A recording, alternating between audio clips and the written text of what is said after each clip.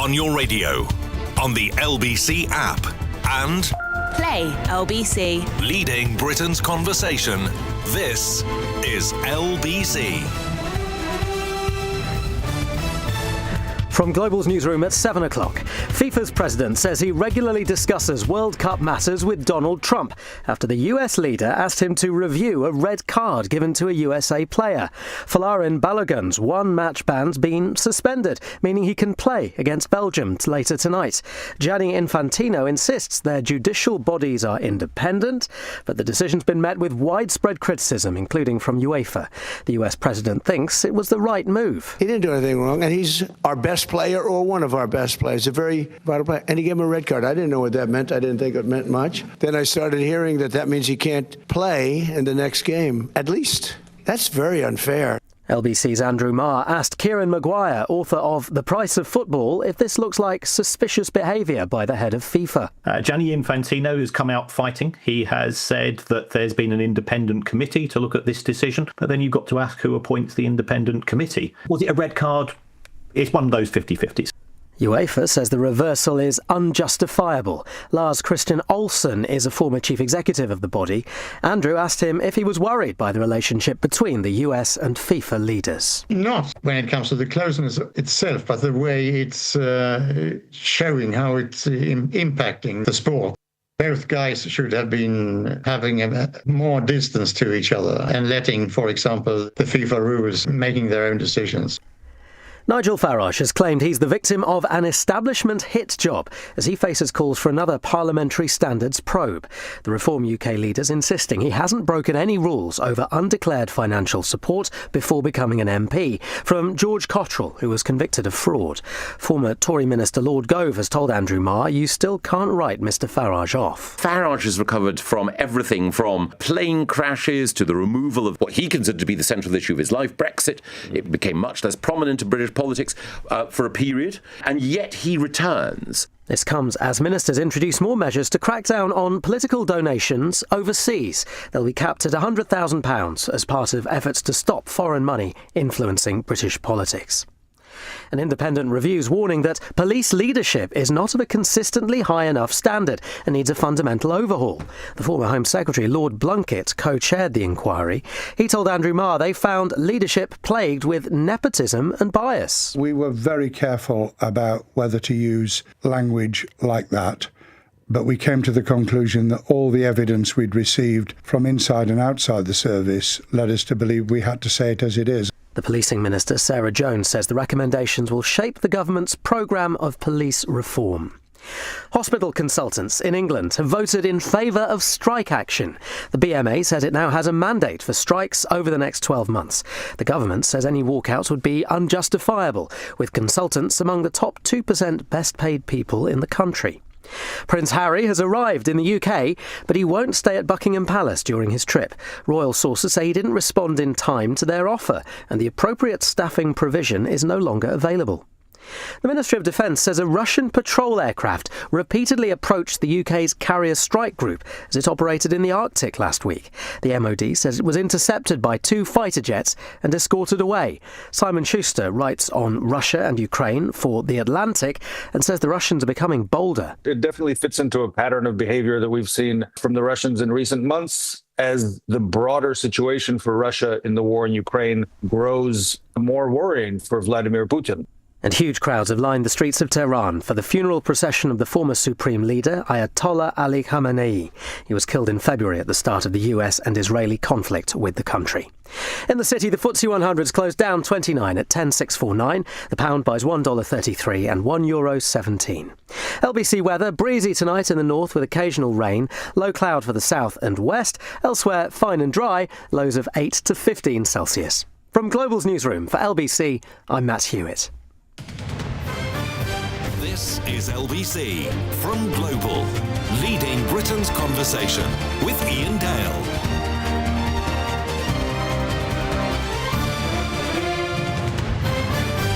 Hello, a very good evening. It's 4 minutes past 7 on LBC. Welcome to the programme. And no, I'm not bleary-eyed, even though I did stay up and watch the match last night. And I think you can probably divide this country into those who did and those who didn't.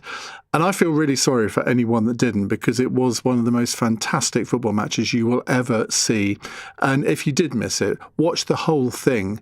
Not just highlights, watch the whole thing, because you literally couldn't take your eyes off it because something happened. And it was a great performance by England. Now, we don't do football on LBC, as you know. If we did, I'd be hosting an hour on sort of your experiences of watching that match. And I think one of the most heartwarming things I think I've seen over the last few hours is the number of people who've posted videos on Instagram of the fathers and mothers getting their young children up out of bed to watch it, and their reaction when the goals went in. You think, well, that's what it's all about. That is what football is all about. What it isn't all about, however, is political leaders trying to get football decisions overturned. And yes, of course, I have to talk about Donald Trump in this regard, because Donald Trump has apparently succeeded in persuading FIFA, i.e. Gianni Infantino, the head of FIFA, to cancel the red card that was given to an American player, Balogun, their star striker, in the last match, which means that he misses out on the match against Belgium tonight. Now, it was debatable as to whether that red card was justified. I'll certainly concede that. But what you've got here is the President of the United States, one of the host countries of the World Cup, blatantly interfering in a football matter. I can't recall another occasion where this has happened, although it has to be said, apparently Keir Starmer intervened to try and get the FA to persuade FIFA that they shouldn't change the kickoff time of the England match last night.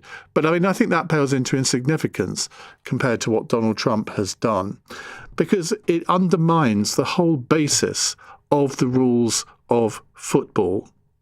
So, I mean, in that case, why shouldn't Keir Starmer try and get Kwanzaa's sending off cancelled last night so he could play on Saturday against Norway?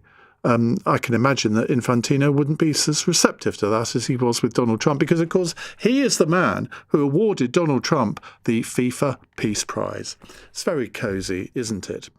Well, the president was taking questions from reporters inside the Oval Office about 3 hours ago, and this is only some of what he said. Pin your ears back. I saw the play, and I'm a person that loves sports and was a good athlete, and I understand sports really well, really well. And that wasn't a foul. That wasn't even an infraction. That was two guys running full speed that happened to crash into each other.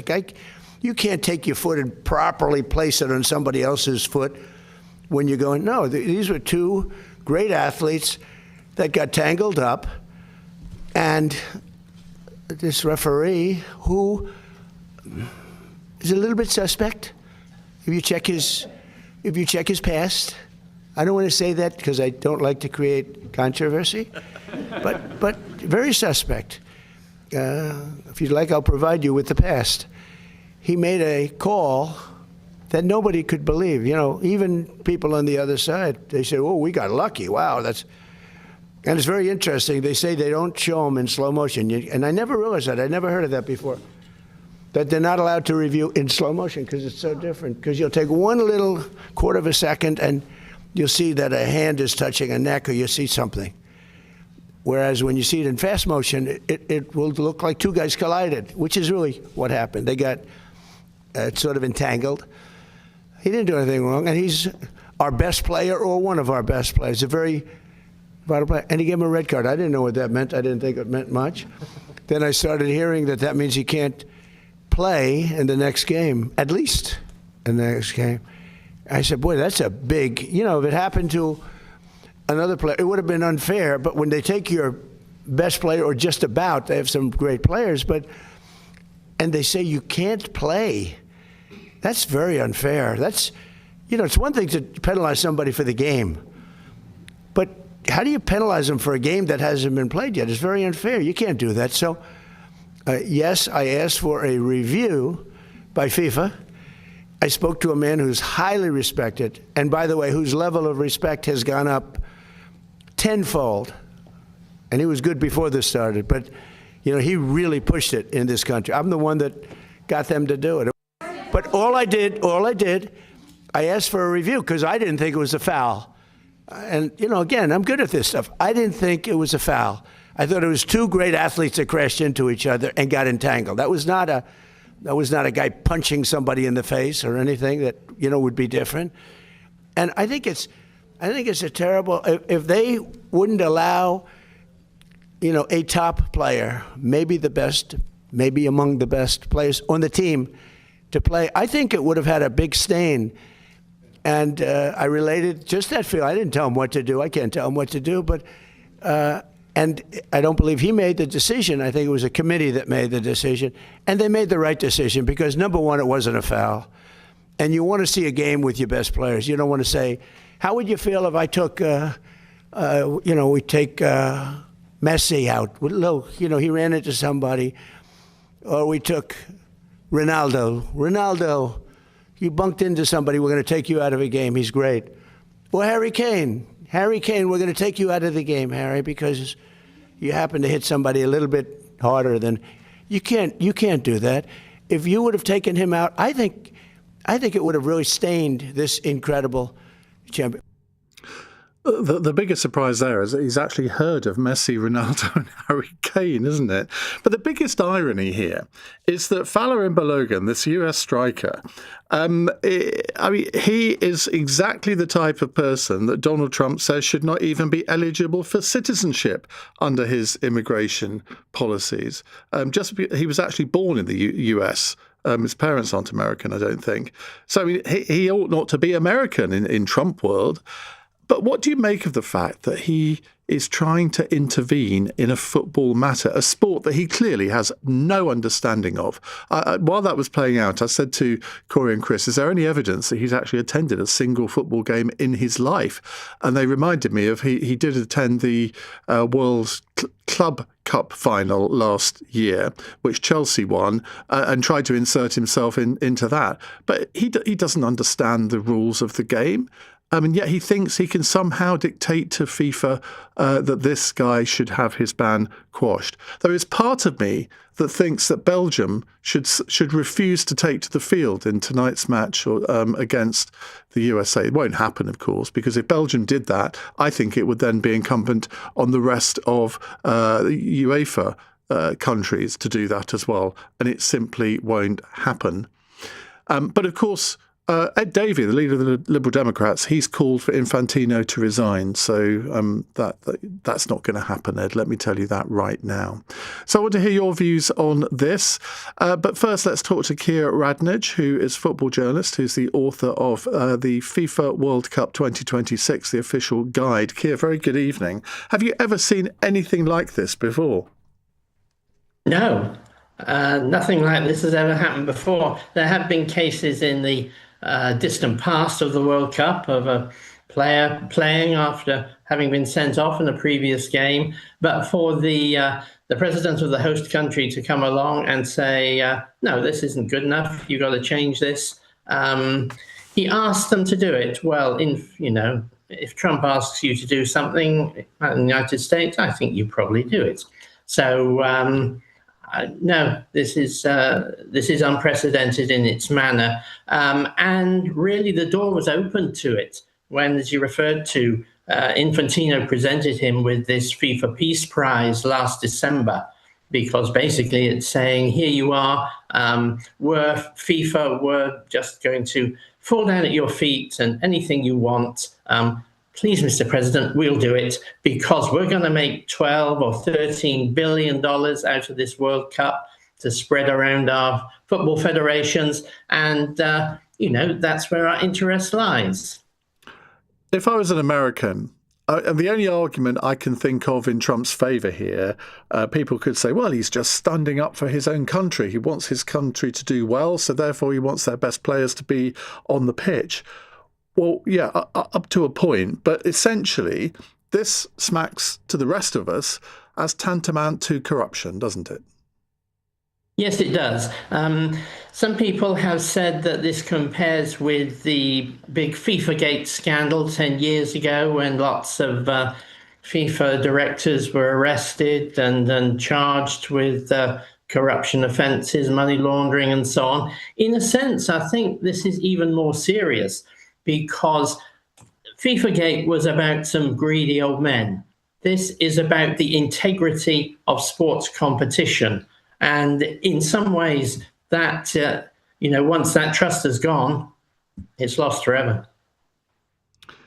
What long-term impact will this have? Because I'm sure that Infantino's opponents throughout the world will feast on this and use it as another example as to why he should go. The fact is he's all-powerful. He's not going to go anywhere. He is almost a quasi-dictator, isn't he? Yes, he is. He will come up for re-election next year. And because there is enormous financial largesse, which he dispenses among the federations, they will happily re-elect him. I think, you also have to look at this in some ways in terms of a lot of federations. No one, yes, would pull out of the World Cup in protest. But I think there will be a lot of people, a lot more people now, hoping that Belgium win tonight against the United States. And then this would all go away and we could forget about it and we could pretend it didn't really happen. Which is such a shame, because I think those of us who are obviously England fans but neutral with regard to other countries, I think you kind of always want the host country to do well. But I think this having happened now, true football fans are actually going to want Belgium to beat the United States purely for the reason that Trump has tried to bend the rules. Yeah, I think that's right. I mean, you always want the host nations to do well because it brings the atmosphere into the World Cup. It gives the competition momentum. I mean, you saw with Mexico, for example, against England, the Mexicans got, within, 20 minutes perhaps of getting to the quarterfinals for the first time. The Mexicans have had a brilliant atmosphere in the World Cup matches. Canadian fans also enjoyed it in the States. But you do need the host to do well. And as you say, now the Balogun decision has really turned that enthusiasm for host nations against them. Thank you very much indeed for joining us, Keir. That's Keir Radnage there, football journalist. His book is called The FIFA World Cup 2026, The Official Guide. Right, let's hear what you think about this. Do you think I'm going over the top here in my criticism of Donald Trump? I can't really see how he can be defended by anyone, but feel free to do your best. 0345 6060 973. And if you want to tell me about your experience of watching the England-Mexico match last night with maybe your young family, I think that people who watch that match are going to remember it for 20, 30, 40 years to come. It's going to have more significance, I think, than the Hand of God match in the Azteca Stadium had in 1986, which those of us who remember watching that will remember for the rest of our lives. You're listening to LBC. I'm Iain Dale. It's 18 minutes past 7. Weekdays from 7 a.m. How much has been spent? My listeners want to know. Straight to the point. We have two different stories. Which is the truth? Nick Ferrari at breakfast on LBC. What the hell lesson does that send to our children? Listen on our free Global Player app or the LBC app. Download it now from your app store.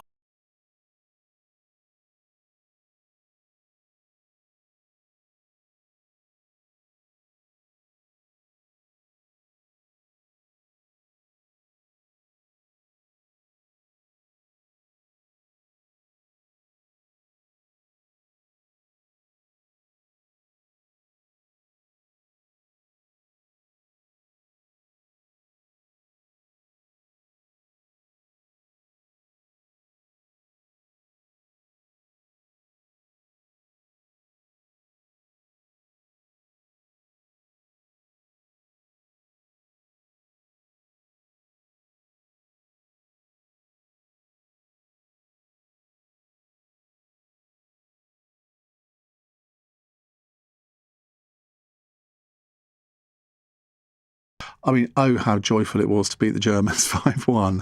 I think this outranks that. Let's go to Yasha, who's in Barnet. Hello, Yasha.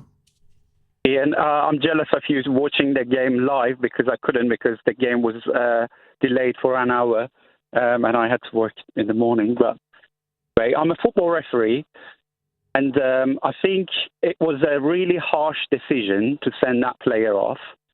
However, it's a disgrace that a politician can tell FIFA what to do. We have seen that during this tournament multiple times. Is with Trump. The most important for me as a Persian is when the Islamic Republic of Iran told them to not showing any fans during any games. Like 3 games Iran played, FIFA didn't show any fans because we were waving the real Persian flag. It's just a disgrace that FIFA take these decisions because of politics. Just a disgrace.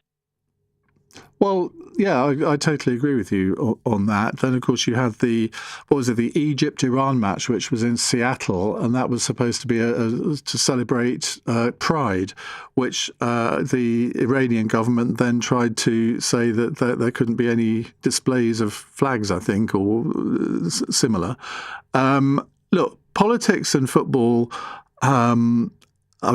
politics and football actually have always sort of had a very difficult relationship because, indeed, politics and sport, I suppose, in general. You go back to the 1936 Olympics in Berlin, which obviously Hitler used as a propaganda exercise. It's naive to say that there's never been any political influence in sport, but this is just so blatant because effectively it only benefits one team, the home nation. And if Infantino had anything about him, he would have said, well, I hear what you say, Mr. President, but of course we have to abide by the rules. And I'm afraid that penalty will have to stand, and Mr. Balogun will not be able to appear in the match against Belgium. There's nothing Donald Trump could have done about that apart from have a little gripe at a press conference. Although, Ian, it has happened in the previous World Cup or in football in general that a red card has happened and they changed the decision. It's not new, but if a politician like president tell head of FIFA or football association tell them to change that decision, it's just a disgrace because they shouldn't get involved in football. And FIFA has shown that they are doing whatever is good for them to make money. Yeah. And when it comes to politics. Yeah, and that is effectively what FIFA's all about. I listen to the Price of Football podcast with Kieran Maguire and Kevin Day each week, and they are relentless in pointing out the money-making exercises of FIFA. There's nothing wrong with making money, but there is something wrong with making money when all you do is exploit fans. And they've done that with the ticketing in this World Cup, which has been outrageous in many cases. But some people would argue that what Trump has done here and what FIFA have done in acceding to his wishes is actually far more serious because it sets a very, very bad precedent. Yasha, thank you very much. Ian says the 5-1 England win in Munich in 2001 was a World Cup qualifier. Okay, I stand corrected. I thought it was a friendly. That makes it even more significant, doesn't it? Martin is in Shrewsbury. Hello, Martin. Oh, hi, Ian. How you doing? Good, thank you. What would you like to say? Well, yeah, I thoroughly enjoyed the game this morning.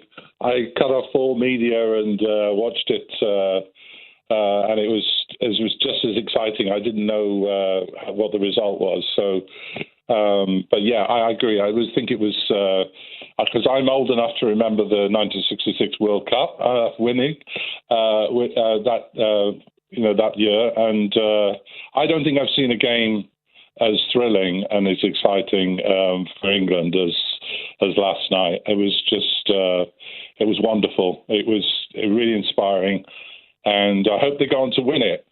Well, it had everything, didn't it? I mean, it had drama, it had goals, it had penalties, it had a sending off. There was nothing that it didn't have. That's right. I mean, it was. I've had friends fall away from watching international matches, and I think it kind of reinvigorated, the international interest because, we've had, as you say, we've had some games that have been like against Germany and in the past. But this is right up there with, for me. I mean, it was like it was as thrilling as watching England win the World Cup in 1966. Wow, well, that's quite. I can't believe that you've just made that comparison. But what about what Donald Trump has done here? Because people who've drifted away from football, it's things like this that make them drift away, isn't it? Yeah, I mean, it saddens me, to be honest. It really does. I mean, I grew up in the sort of regime where you shouldn't mix politics with sport, and this is completely unprecedented. I mean, it would have to take someone like Donald Trump to get involved like this, and it's not good for the game. I don't know where the game's going to go after this, because it's crossed a red line for me. And I would say part of me feels like Belgium should say, screw it, let's just withdraw from this game tonight. And then I thought, well, that's just going to politicize it even more, and it's going to undermine the whole tournament. Well, the tournament has already been undermined, because it's just occurred to me that let's say there is an incident in this game between America and Belgium tonight where another US player commits a very dangerous foul. Mm. Now, what does the referee do then? Because the referee will feel a huge amount of pressure. Exactly. Does he want to come under the same sort of scrutiny that the referee in the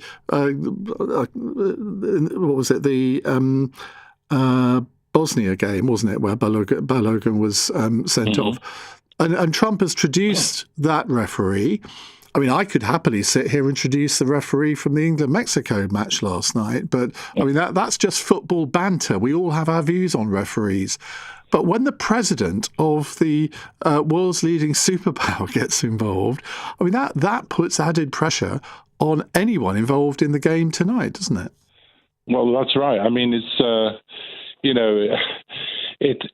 it's completely undermined the whole spirit of the World Cup. I think it's players are going to be watching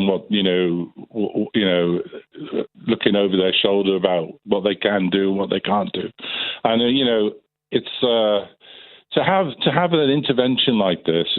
I'm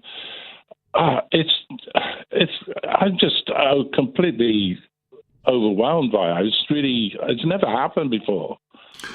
Well, of course, several people on my text are saying, well, of course, this sort of thing happens all the time. Well, if it does, I can't recall anything of a similar nature happening, but I'm sure somebody will come up with an example of something that has happened of a similar nature. Martin, thank you very much.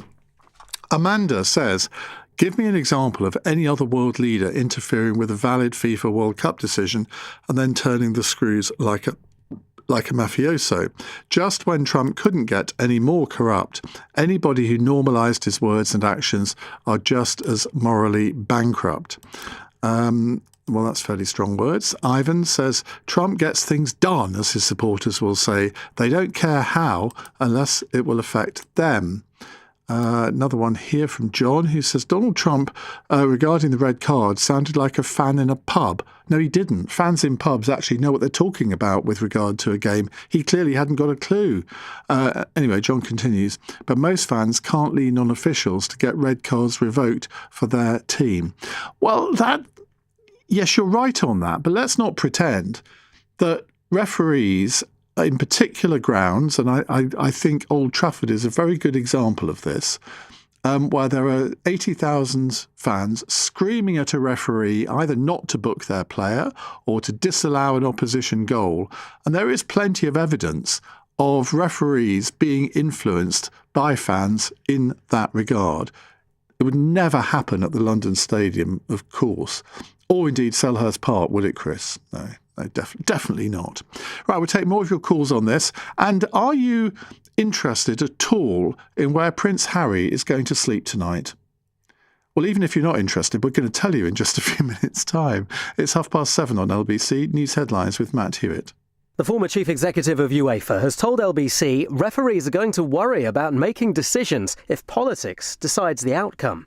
Donald Trump rang the head of FIFA to ask him to review a one-match ban for a USA player, but Gianni Infantino says the decision to allow the striker to play was made by the book. The Duke of Sussex has arrived in the UK after the accommodation plans for his trip descended into chaos. Harry's said to have changed his mind and requested to stay for just one night at Buckingham Palace, only to be told he had accepted the King's offer too late. And Lord Goves told LBC's Andrew Marr the latest allegations against Nigel Farage are pretty serious and risk damaging his party's momentum. The Reform leader's been referred once again to a parliamentary watchdog over his finances. The party says he's done nothing wrong. LBC weather, breezy tonight in the north with occasional rain, heaviest in northwest Scotland. Low cloud for the south and west, elsewhere fine and dry, lows of 8 to 15 Celsius. This is LBC.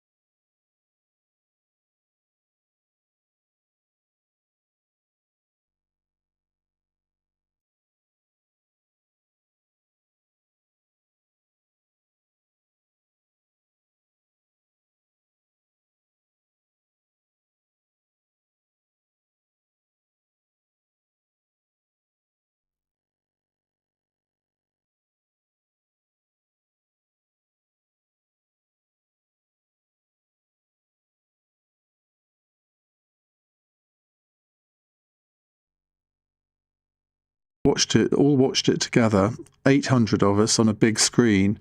I've never been in the same room as 800 grown men crying alongside Gaza. It was quite a moment. Anyway, we'll come back to your calls on Donald Trump and what he's done with Gianni Infantino with regard to the American player Falarin Balogun in a moment. But first, Prince Harry has now arrived in the UK. Hurrah for his visit to London. But he won't be staying at Buckingham Palace, despite his team saying only this morning he would be. The palace itself claims he missed the deadline to accept their invite. Have you ever heard anything so ridiculous? So I imagine the Westminster Premier Inn will be getting an extra booking tonight, or perhaps not. Russell Myers is Royal Editor of the Daily Mail and joins me now. Russell, good evening. Sorry, Daily Mirror, I do apologise.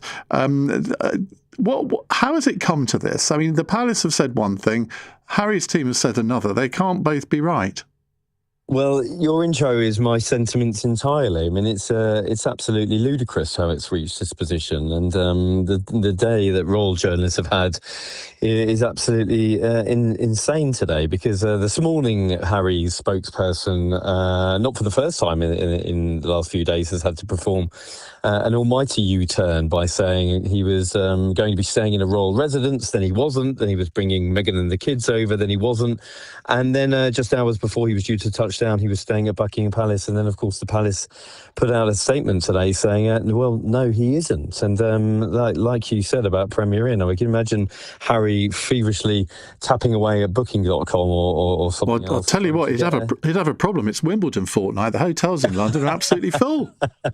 Well, where on earth is he going to stay? And perhaps he should have thought about this, because, regardless of the hilarity of it, I mean, I've been speaking to the palace for several weeks, and they've just been saying, we still haven't had a response. I mean, I couldn't imagine letting my mother down for Sunday lunch a few days out, let alone staying at the main royal HQ. And Harry has had to make other arrangements, it appears. But I mean, looking at it from the other point of view, I mean, the palace say that he missed the deadline. I mean, how do you put a deadline on the king's son staying in the king's home?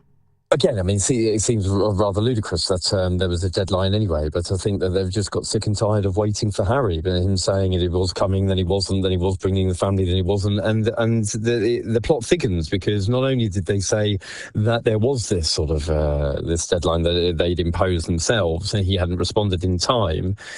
He first said that he didn't want to stay on Saturday, finally, and then he changed his mind several hours later.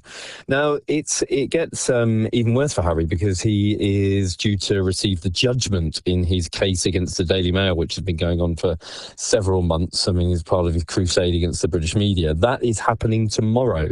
So it was a rather difficult position for the palace and for the king. If Harry was staying at a royal residence and then was, which we expect, he will release a statement about this judgment, depending on which way it will fall, whilst a guest of the king in a royal residence. So the palace are saying they have to protect the constitutional duties of the monarch. I think they've just got a bit sick and tired of dealing with him, to be honest. It's very interesting. While we've been talking, I've been looking at my text screen here, which is sometimes, let's put it this way, an interesting place. Literally every text that we're having on this subject is on Harry's side on this. Well, I don't think the palace have come across too well. I did think that on one side of the fence you could say that it is absolutely ludicrous that Harry had announced that he was bringing his family to the UK. They would be staying at a royal residence whilst he hadn't let the king or the palace aides know. I'm sure that didn't go down too well at all. But the other thing is, he's still banging the drum about taxpayer-funded security, and we can argue that either side till the cows come home. But the fact remains that he was stripped of that security when he left the royal family. That was part and parcel of his desire to leave. He was told that. He took the British government to the High Court and then the Court of Appeal, losing both cases. Then he's written a letter to the Home Secretary. So again, people in the government I've spoken to this last week, have said this was a crude attempt in order to try and force our hand. Now, nothing has changed from the government's point of view. He still isn't getting that security. So then, essentially, rowing back on his decision to bring his family, he's in exactly the same position as he was several weeks ago. So why he couldn't have just had this all under the radar, flown in, stayed a few nights at Buckingham Palace, seen the king, allowed the king to see his grandchildren, which you understand he's very, very keen to do. I mean, it's just it's an absolute circus, to be honest. Well, Frank on a text has got the solution. Maybe Harry could stay with his uncle, Andrew. Well, he's probably got a few rooms. I mean, I know he's had to leave his 30-room mansion at Royal Lodge. He's pitched up at his 5-bedroom house on the King's estate in Sandringham. I mean, listen, these two characters are very, very different, and I think that it's unfortunate when they get lumbered in together because of their various misdemeanours against the royal family being very, very different indeed. But the fact remains, Harry didn't need to do anything with all this drama. Once again, he has, and I think nobody comes out of it looking great at the moment. Now many people are texting and saying, "I'm not on Harry's side." You can't win, well, can you? This is the problem. I mean, it's so divisive, and I think when you start to feel sorry for Harry, you think, and I see it from his side sometimes. He is the son of the monarch. He is a former British soldier. We heard from his spokesman just a few days ago that they paid an awful lot of money to get this private security risk assessment done, which the Home Office has requested. That said, he has been the subject of 6 recent terrorist plots. He obviously doesn't feel very safe when he's in the UK, and that has been the reason why he hasn't brought his wife and children here. But again, if he's offered Buckingham Palace, could you imagine any more? Is there another safer building in the United Kingdom? I'm not sure there is, so I'm not too sure where he stands in all of this. Well, on the security side, I must admit I do have some sympathy with him. I think if the British taxpayer can fork out security for Taylor Swift when she's doing a concert, I don't see why they can't for Harry and Meghan. But controversial. Thank you very much, Russell. That's Russell Myers, Royal Editor of the Daily Mirror. Right, let's go back to your calls on Donald Trump's comments on the World Cup, and particularly the unbanning from tonight's match between Belgium and the USA of Folarin Balogun, the US striker who was sent off in the previous match. And Donald Trump thinks that was iniquitous. What are the implications of this for world football in the long run? And do you think that the US president is just standing up for his country here, or is this just, well, let's call it what it is, shameless corruption? Alec is a new caller in Wood Green. Welcome to LBC, Alec. Good evening, my friend. How are you? Very well, thank you. What would you like to tell us? Well, I was just looking on YouTube just now, because I do make a few comments now and then. And I like my football like anybody else. And first of all, congratulations to England. They played really well.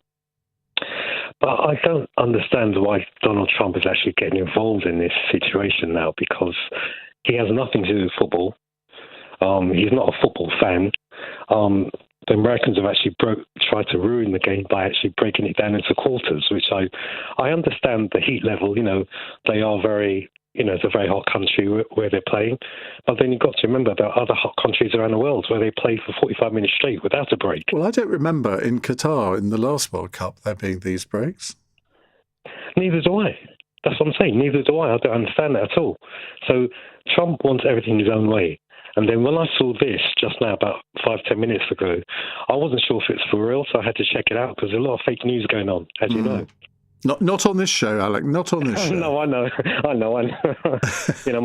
My brother was an avid LBC listener for years, and I just sort of slowly getting into it. It's a very good show, and you cover a lot of topics. But this one is a bit far-fetched. I don't understand why Trump's actually getting involved in football at all.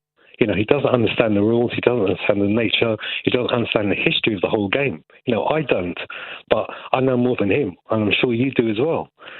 But to rescind a red card just because he doesn't like it, you've got to understand what ramifications this can have now against other red cards. Does that mean that does that actually mean that every red card given now will be rescinded? Well, someone as Chris says on a text here, what if England play the USA in the final? Will Trump do the same thing just because he's standing up for his country, as long as anyone's currently saying that continues and that's fair play? Well, you can just imagine it, can't you? I mean, he's actually said some nice things about Harry Kane in the last 24 hours. I suspect he would completely switch on that if England were playing the USA in the final. Yeah, probably, but I don't think it's because he's standing up for his country, because look what he's been doing, really. I think it's just because he just doesn't like it. What Trump says, he gets. Yeah. If he doesn't like it, everybody else is affected. But this decision, and for FIFA to actually authorise this red card, this affects everybody in the whole game. Yeah. I've never ever heard of this happening before. I know I used to play semi-pro myself, and I've never ever heard of that. Never. Alec, thank you very much indeed. Somebody is saying, well, there were hydration breaks in Qatar. Well, I think there were breaks where people could have a drink, but they didn't last 3 minutes, which coincidentally is exactly the right time for an ad break. Many of you pointing out that these are not hydration breaks, they are ad breaks. Well, I completely agree with you on that. Dermot in Melbourne says, maybe Britain's just jealous. You can't have a Prime Minister intervene when you don't seem to keep one around long enough. 7 PMs in 10 years, yet everyone's convinced Trump was the one running the World Cup. Last I checked, the referee showed the red card. Love, Dermot in Melbourne. Well, I mean, that's a very confusing text there, Dermot, because let's remember, Australia has had its fair share of prime ministers over the last 10 or 15 years as well. I just want to point that out to you. Okay, not 7 in 10 years, but not far off.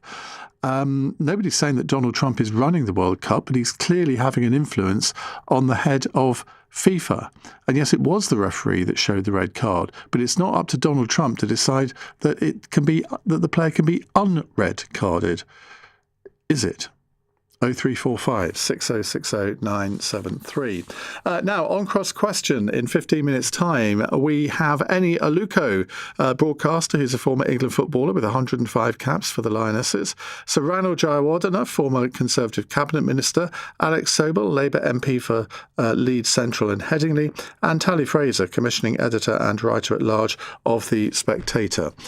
They will be here to take your questions. The lines are open now for you to submit them. 0345 6060 973. It's 7:46 on LBC. Nick Ferrari at breakfast on LBC. This has to be, along with winning it in 1966, one of the greatest World Cup moments for England at the Azteca Stadium as they beat Mexico. Joe Rawson has been covering the World Cup for LBC. England walked into the Azteca through thunder, chaos and 70,000 voices demanding their defeat. And they delivered their most fearless performance at the World Cup so far. It's absolutely fantastic, and they built it up in Mexico and made such a huge deal. Yep. You know, no one was going to be able to breathe. Nick Ferrari at breakfast. Back tomorrow morning from 7. Listen on our free Global Player app or the LBC app.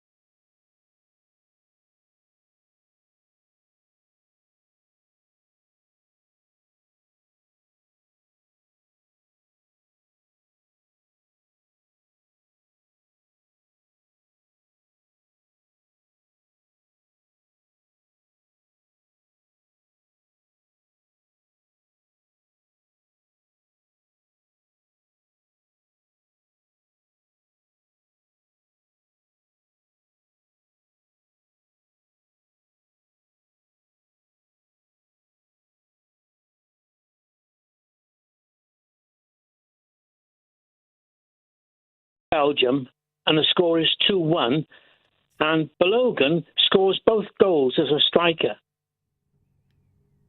What would the outcome be then? The controversy? It would go on for years and years. Yeah, it absolutely would. And I mean, if you were Belgium in those circumstances, you would feel incredibly aggrieved. Now, Belgium has been a really good team over the last few years. I think they're sort of they're getting a little bit old now, I think, and they probably need a new generation coming through. But I mean, I hope they beat the United States tonight for the simple reason that Donald Trump has done something he shouldn't have done. Oh, I agree with you completely. I mean, politics has got no place in football.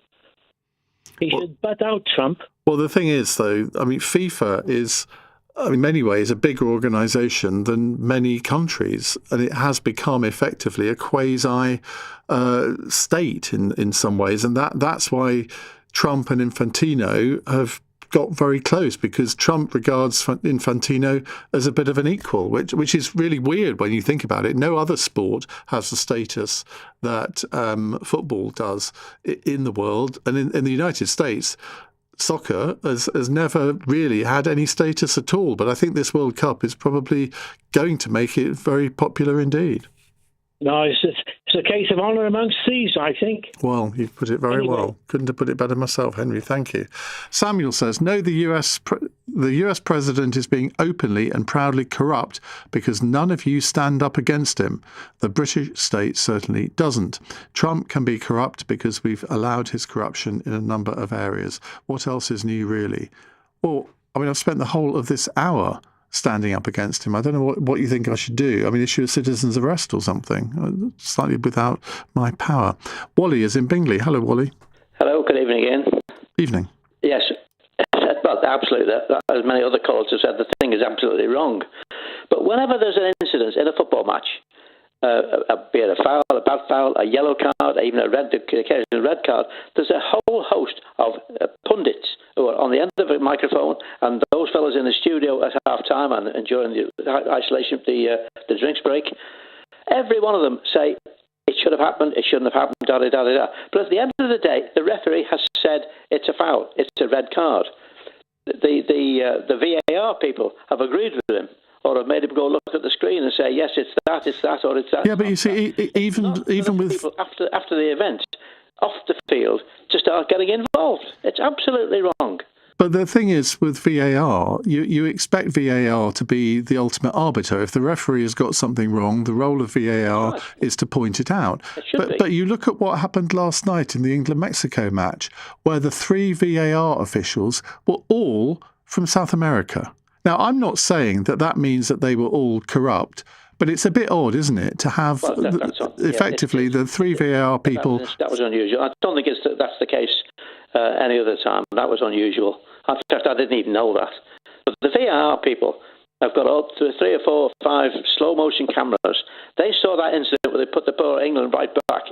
Well, I looked at that match last night. And that tackle looked a good tackle until you see it from a different angle in slow motion. Quite right. And then he was pulled up and he got booked. Is he going to be able to play the next match? Well, like Keir Starmer had better get on the blower to Infantino, hadn't he? Well, I read somewhere today, I don't know who put it, that the rule that says that the guy's got to be banned for the next match has been set aside for 12 months, in which case the England guy can play. I don't know if that's the case, or I've not heard that from any other source other than this paragraph in a piece I wrote this morning. I'd like to think it was true. I'd like to think it shouldn't have been necessary in the first place. But the whole thing is just a joke. But it's an established fact throughout world football that if you get a red card, not only do you miss the rest of the current game, but you miss the next one too. I mean, three. In England, you miss three. Yeah, if it's a straight red, appealed, in which case you might get rescinded. But it gets appealed by people who are in footballers, not by politicians. Quite right. And FIFA, you say you describe FIFA as like a state. FIFA doesn't control football matches. Referees and VAR control football matches, not anybody else. And if that fella says it's a red card, it's a red card. If VAR doesn't say otherwise, it stands as a red card. And you know what the big... He misses the next match. Part of the big shame of this is that I think that overall the refereeing in this World Cup has actually been rather good. Yes. And yet now we're just talking about a controversial incident because a politician has complained about a decision a referee made. Now, I tend to agree. I think it probably was a bit of a poor decision and didn't deserve a red card. But that's part of football. The fact that we can all have our views as fans of particular clubs or particular countries. We've all got a view. But in the end, we respect the referee's right to make the final decision. Absolutely. That's right. It's a disgrace. He should not have got it. If he should have got it, there's nothing wrong with Trump bringing it up and say, I've got an opinion. Well, I could do that. Anybody can do that. But to have that opinion accepted by FIFA and then accepted by the powers that be about football rules. I mean, Infantino should not have any rule, any jurisdiction over the rules. He's in charge of the football. Well, I mean, to be fair, the rule. To be fair, the rules are set by FIFA for all of their member associations. But if the rules are changed, there has to be, and there's an approval process. So, I mean, somebody has to be the arbiter of the rules, don't they? Thank you very much, Wally. Let's go to David in Folkestone. Hello, David. Oh, yes, thanks for taking my call, Ian. Yes, look, I'm not a Trump fan, but I think he's got a point. You shouldn't have got involved with this, really, but I think when you get sent off, that should be the punishment, not having missed the next match. It seems unfair, because you're already down to 10 men when he's been sent off. Yeah, but that would encourage people to purposely get sent off or slightly transgress the rules, like with only a couple of minutes to go, because there would be no consequence for the next match. Well, yeah, but the thing is, do players do that? I mean, not just in international. Well, they don't at the moment, but they might do if your rule came in. Club football as well. I think it's a bit unfair that you should always miss the next match. Why? It's not unfair at all. Everyone knows the rules before they play. They know that if you get sent off as a straight red, you're going to miss 3 matches, and if it's two yellows put together, you'll miss 1 match. Well, yeah, but I still think it's a bit tight, don't you? Really? No, not at all. Well, it's only my view. Well, and you're entitled to it. You just happen to be wrong. Yeah, all right. All right, David, thank you. Samuel says, Trump has directly undermined it fundamentally. I hope people get a good sense of how America sees competition, not just in sport. It is and should be very telling. It actually translates very well to represent how America treats fair competition. Well, I think for America, read Donald Trump there. John's in Hammersmith. John, hi. Good Lord. Are you trying to create? Well, you don't need to call me Lord, but if you want to. Yeah, hardly. So VAR was new, and everybody said it was witchcraft. Reds should be reviewed. Yes, they did. Reds should be reviewed after the fact, just to make sure, especially in a massive competition like this one. Well, VAR is used in this competition. It seems to be used in a rather different way to the way it's used in this country. I'm not saying VAR should be reviewed. I'm saying the red should be reviewed. What Mr. Trump has done is opened a door to allow us to create a further body to regulate football. I'm in favour of it. Well, I'm not wholly against it. I have my issues with it. I think it's used to make mistakes, man. Yeah, I know, but so does VAR. And VAR, I think, in the Premier League is used far too extensively. In the World Cup, it actually hasn't been used as much as it is in the Premier League. Well, I'd like to give Mr. Putin a red card. How about that? Well, I think we can all agree on that. Thank you very much indeed for your call. Let's just finish off with this text. It's from Steve. Sure, you don't think this is the first intervention by a politician to influence a game or a red card or something similar. It's just that Trump is so out there that he's quite open without saying what he's done and taking credit for it. But I think... Without saying, I think he always takes credit for anything that he thinks he's done. But I'm sure that kind of stuff has happened, let's face it. I'm not saying that he was assassinated by the government, but a player who scored an own goal for Colombia in 1994 was later shot dead. So this kind of stuff goes on. Well, I think that's sort of... not really comparing apples and pears, is it, frankly? Thank you very much indeed. Right, in the next hour, it's Cross Question. I'll be joined, making her debut on the programme, by Eni Aluko, broadcaster, former England footballer, 105 caps for England. Sir Ranil Jayawardena, former Conservative Cabinet Minister, he'll be here too. Alex Sobel, Labour MP for Leeds Central and Headingley. And Tally Fraser, commissioning editor and also writer-at-large of The Spectator magazine. They're here to take your calls. You may want to ask about what we've been talking about in the last hour. 0345 6060 973 is the number to call. You can watch us on Global Player, on the LBC app and the LBC YouTube channel. Someone reminds me here, West Ham went down due to VAR. Yep, you're not wrong. On your radio, on the LBC app, and... Play LBC. Leading Britain's conversation. This is LBC. From Global's newsroom at 8 o'clock, Belgium has vowed to take further action if USA player Folarin Balogun's named on the team sheet for their last 16 game tonight. Donald Trump confirmed he's called FIFA's president, asking him to review the red card for the striker, who's now been cleared to play tonight. The organisation has deemed an appeal by the Belgian Football Association as inadmissible. Football journalist Keir Rednedge told LBC nothing like this has happened before. For the president of the host country to come along and say, no, this isn't good enough, you've got to change this. He asked them to do it. Well, if Trump asks you to do something in the United States, I think you probably do it. So this is unprecedented in its manner. Prince Harry has arrived back in the UK after confusion over where he would stay during the visit. The Duke of Sussex asked to spend one night at Buckingham Palace, but was told he'd accepted the King's offer too late. He was also told his presence could compromise his father's constitutional position, with a High Court judgment due tomorrow. Russell Myers, royal editor of the Daily Mirror, told LBC that could be an issue. It was a rather difficult position for the palace and for the King. If Harry was staying at a royal residence and then which we expect, he will release a statement about this judgment, depending on which way it will fall, whilst a guest of the King in a royal residence. So the palace are saying they have to protect the constitutional duties of the monarch. I think they've just got a bit sick and tired of dealing with him, to be honest. The Ministry of Defence has confirmed 2 F-35 fighter jets intercepted a Russian patrol aircraft last week after it was repeatedly approached a British naval ship.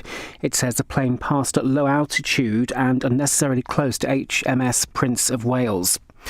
Consultants in England have voted in favour of strike action. The British Medical Association says a ballot found 3/4 of senior medics would be willing to walk out. And parts of the UK could be in for 10 consecutive days of temperatures exceeding 30 Celsius. Some areas are likely to see their third heatwave of the summer this week. In the city, the FTSE 100 has closed down 29 points at 10,649. The pound buys $1.33 and €1.17. LBC weather, breezy tonight in the north with occasional rain, heaviest in northwest Scotland. Elsewhere, fine and dry, lows of 8 degrees. From Global's newsroom for LBC, I'm Daryl Jackson. This is LBC from Global, leading Britain's conversation. Cross Question with Iain Dale. Hello, a very good evening. It's 8 on LBC. Welcome to Monday's Cross Question. On the panel, sitting to my right, Tally Fraser, commissioning editor and also writer-at-large of The Spectator. Next to her, Alex Sobel, Labour MP for Leeds Central and Headingley. To my left, in a moment, we're going to be joined by Eni Oluko, broadcaster, former England footballer with 105 caps. And next to her is Sir Ranil Jayawardena, former Conservative Cabinet Minister. So they're here to answer your questions. 0345 6060 973. You can text on 84850, and of course you can watch us live on Global Player, the LBC app and the LBC YouTube channel. Call 0345 6060 973. Text 84850. Cross Question. Watch live on our free Global Player app or the LBC app. Well, let's start off with a text question from Gordon in Hampstead.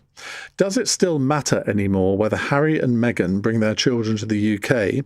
And does Harry have a point about needing the British taxpayer to provide security for them? Tally Fraser.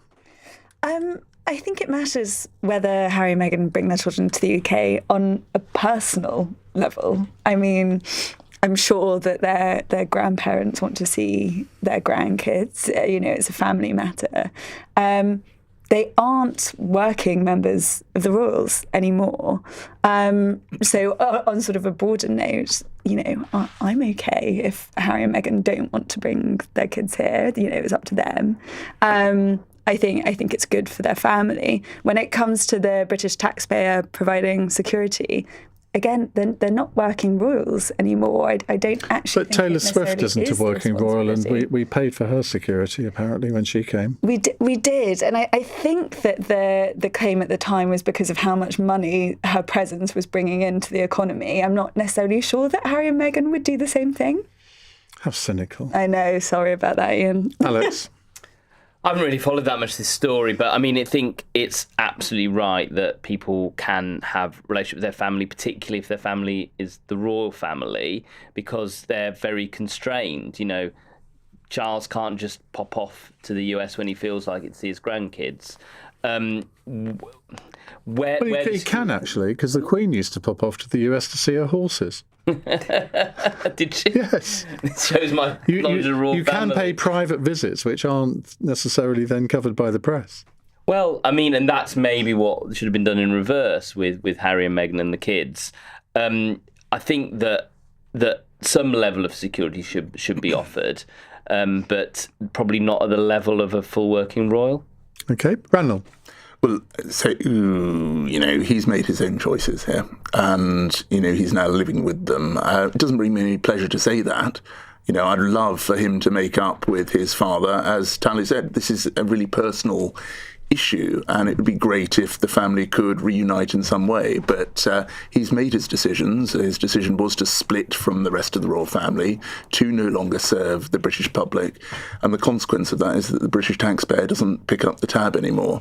Now, I hope that there is some sense that over the months and years ahead, there might be a route back for him. I hope that is something that the British public as a whole would want to see. I think it is, both on a personal level, but also he was a relatively popular figure of the royal family, and the more that can be done to make that possible, the better. So if there is a role that he can serve in, whether in the United Kingdom or further afield, working for the royal family, then I'd warmly welcome that. And then with that comes that protection that he longs for himself and his family, which is understandable given the personal trauma he went through as a child.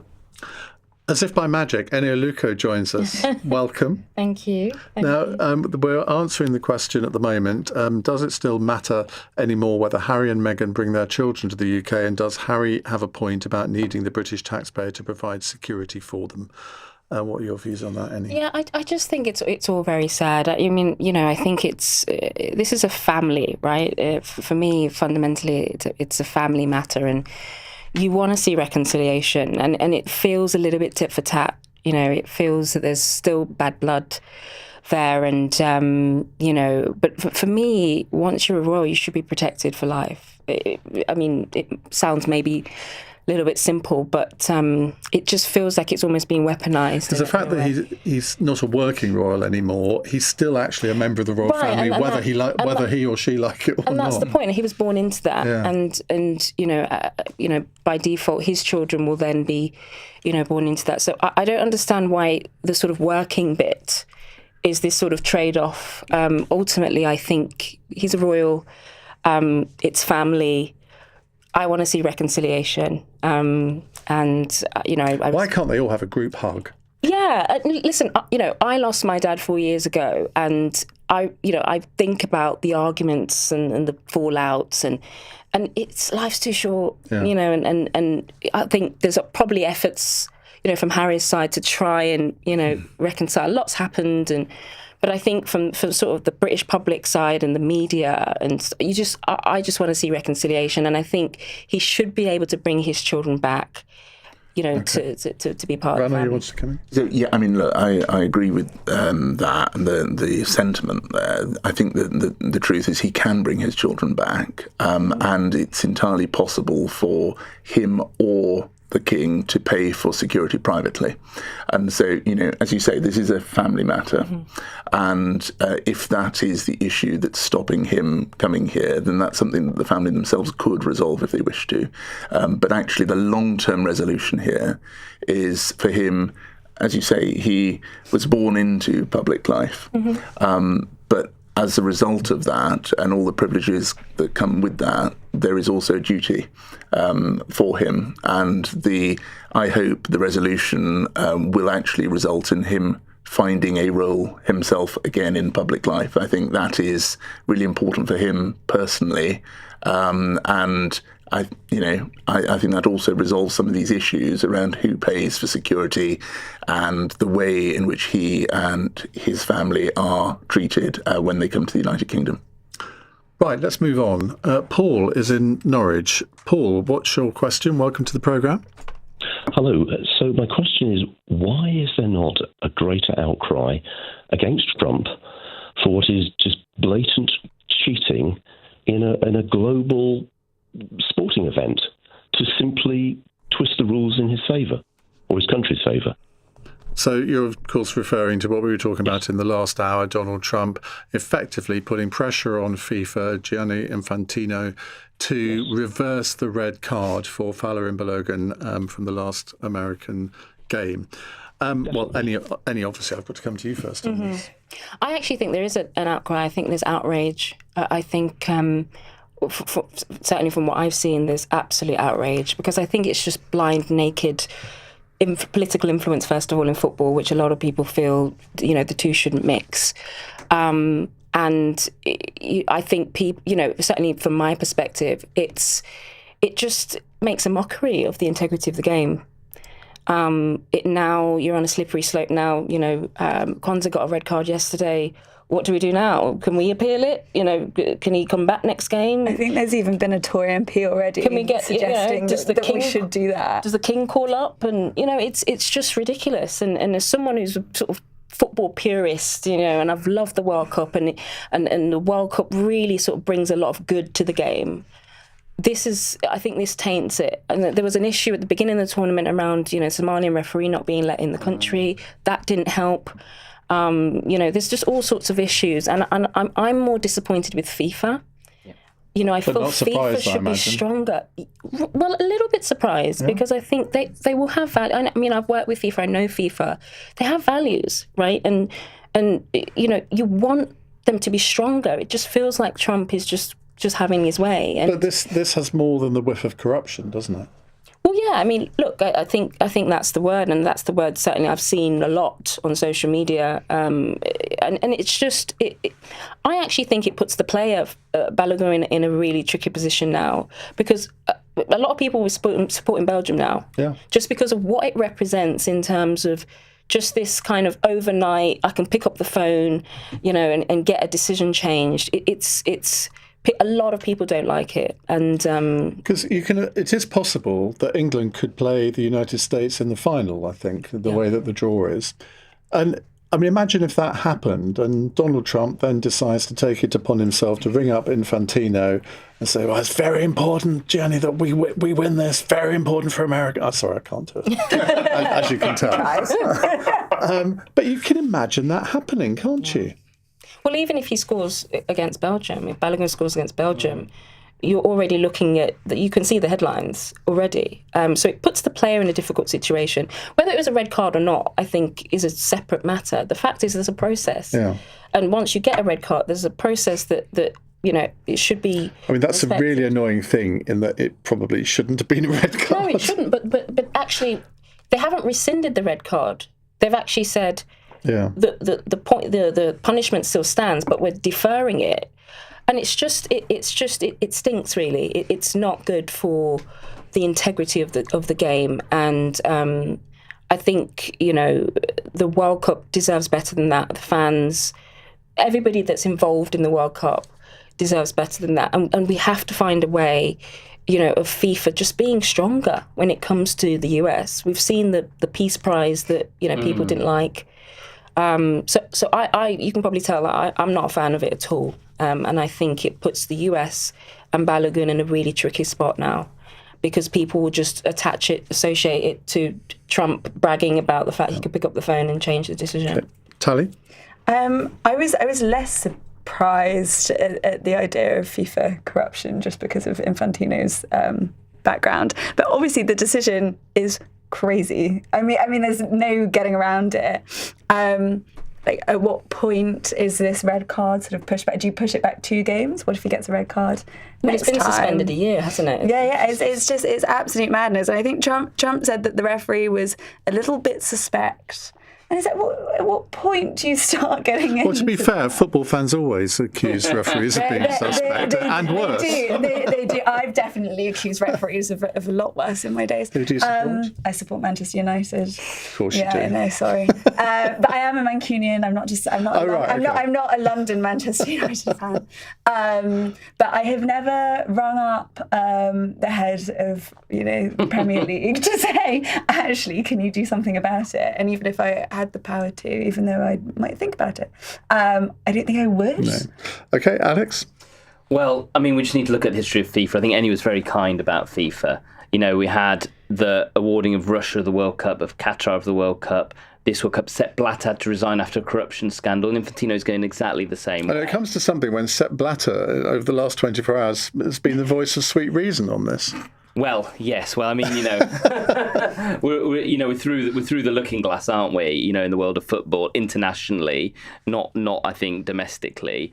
I was talking about this with Brian Dean, who's a former professional footballer, this morning, and he feels like this has completely devalued the World Cup. Mm-hmm. Former West Ham player, of course. Yeah, and Leeds United. Yes. So, this really puts at risk the future viability of World Cups. UEFA came out very strongly, and we're going to be in a situation with all the issues that we've had of looking back, if England or France don't win, and saying, actually, how has this affected the World Cup? And is it a legitimate World Cup? I thought that was unprecedented for UEFA to come out so strong. Because there's no love lost there, is there, between UEFA and FIFA? Yeah, but usually they do sort of work together, because obviously UEFA will be member associations of FIFA. Yeah. But I thought that was really, really interesting, seeing how strongly they said, no, this has crossed the line, this has crossed the red line. And I think it, again, goes back to that words about values. I think it showed where UEFA stand in terms of, their values. And I agree, I think it's going to completely compromise how people see football in the World Cup and the US, ultimately, which, has been very much a dividing opinion for a long time politically, and now football has kind of been dragged into that. Ranald, I know you're a massive football fan. Well, I mean, can I provide a slightly contra view here, which is, President Trump clearly trying to do, as he sees it, the best for his own country. Keir Starmer, Prime Minister for now of the United Kingdom, also reportedly intervened around the time of our match being brought forward, and then it was moved back as a result, supposedly, of his intervention. So, political lobbying doesn't seem to be exclusively down to the United States, but actually the point that everyone has said here is that it's then up to FIFA what they do with it. And so that's the real question here, rather than perhaps the involvement of governments around the world, those two and perhaps others. OK, we will take some more questions on this and other things in just a few moments' time. You're listening to LBC. It's Cross Question. It's 18 minutes past 8. This is LBC.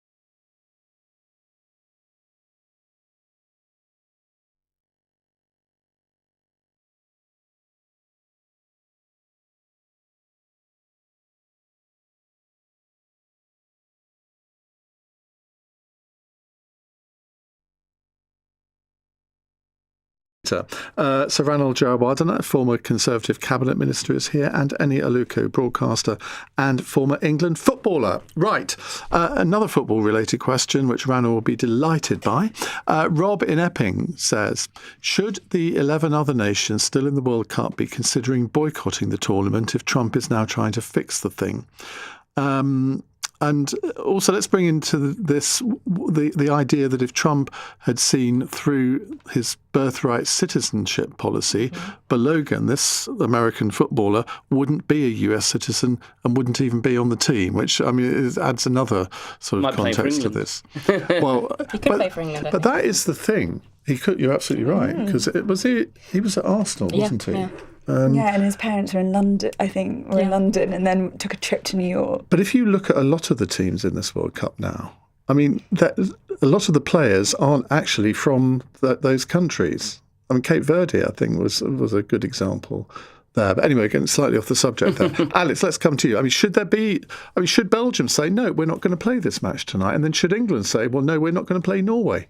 I think that'd be terrible for the fans. I honestly do. I think that we need to get FIFA to a place where they enforce the rules properly, and I think that's maybe where the RFA, other football association, UEFA obviously have weighed in, come in. So the 12 association or 11 associations of the teams still in it, apart from the US, their national association should be very clear and say the rules should be kept to. But I think football fans, who are there, spent an awful lot of money going, buying tickets, travelling, and it'd be terrible for them. And then all the football fans at home. I mean, last night was so exciting. This is the real shame, isn't it? We had such a great game for England, and all we're talking about is Donald Trump and a red card, rather than what was. I mean, I don't know how many people thought we were going to win that game, but I thought the Azteca, the Mexico have lost twice, I think, in the last 50 years or something in the Azteca. That was quite an incredible performance all round. And we're not talking about it because of this. So, I think everybody's looking forward, who's an England fan, to Norway. Haaland, England v Haaland, it'll be, He was born in Leeds, I just want to say. Was he? Yes, he was. His father was playing for Leeds. So he could have played for England? He could have played for England, yeah. Oh, don't. Can you imagine? I was going to what Harry Kane be doing. Yes, I know, but Haaland and Kane together. Oh, my goodness, imagine. That would be amazing. Tally. No, I think boycotting would be really unfortunate. Well, unfortunate is putting it kindly. I think it would be horrendous for the fans. Some of my family have been out in the States going to games, and I can just imagine if they didn't have anything to go and watch, how rubbish that would be. Can you imagine the lawsuits that would? I mean, oh my God, tons upon tons. Okay, Annie. Well, Belgium, I think, have actually threatened it already. Have they? Yeah, I think Belgium have already said, that sort of legal term, all options are open, and I don't blame them. I don't blame them. And I have a slightly different view that I think sometimes you kind of have to do that to really sort of make a statement and say this is not acceptable, because outrage. Have you ever had that in your career where you've just thought, no, I've got to make a stand? Yeah, I mean, it's well documented that I've I had a legal case around racism, sexism, online harassment, and that was my stance. This isn't going to change if I don't take a stance and there's not a legal precedent to say this is not acceptable.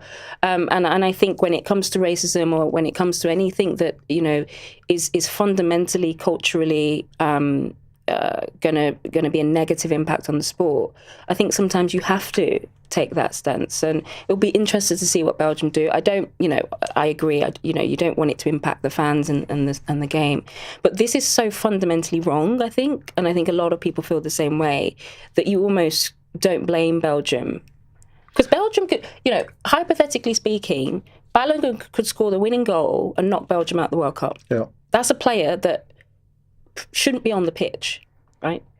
So it's quite simple, Of course, Pochettino, the US manager, could intervene here and not pick him. Mm. Well, I love Poch. I'm a big fan of Pochettino, but I was a bit disappointed when I saw his interview about this, sort of saying, well, it wasn't a red card, and actually we should be celebrating the fact it's been overturned. And he completely didn't read the room.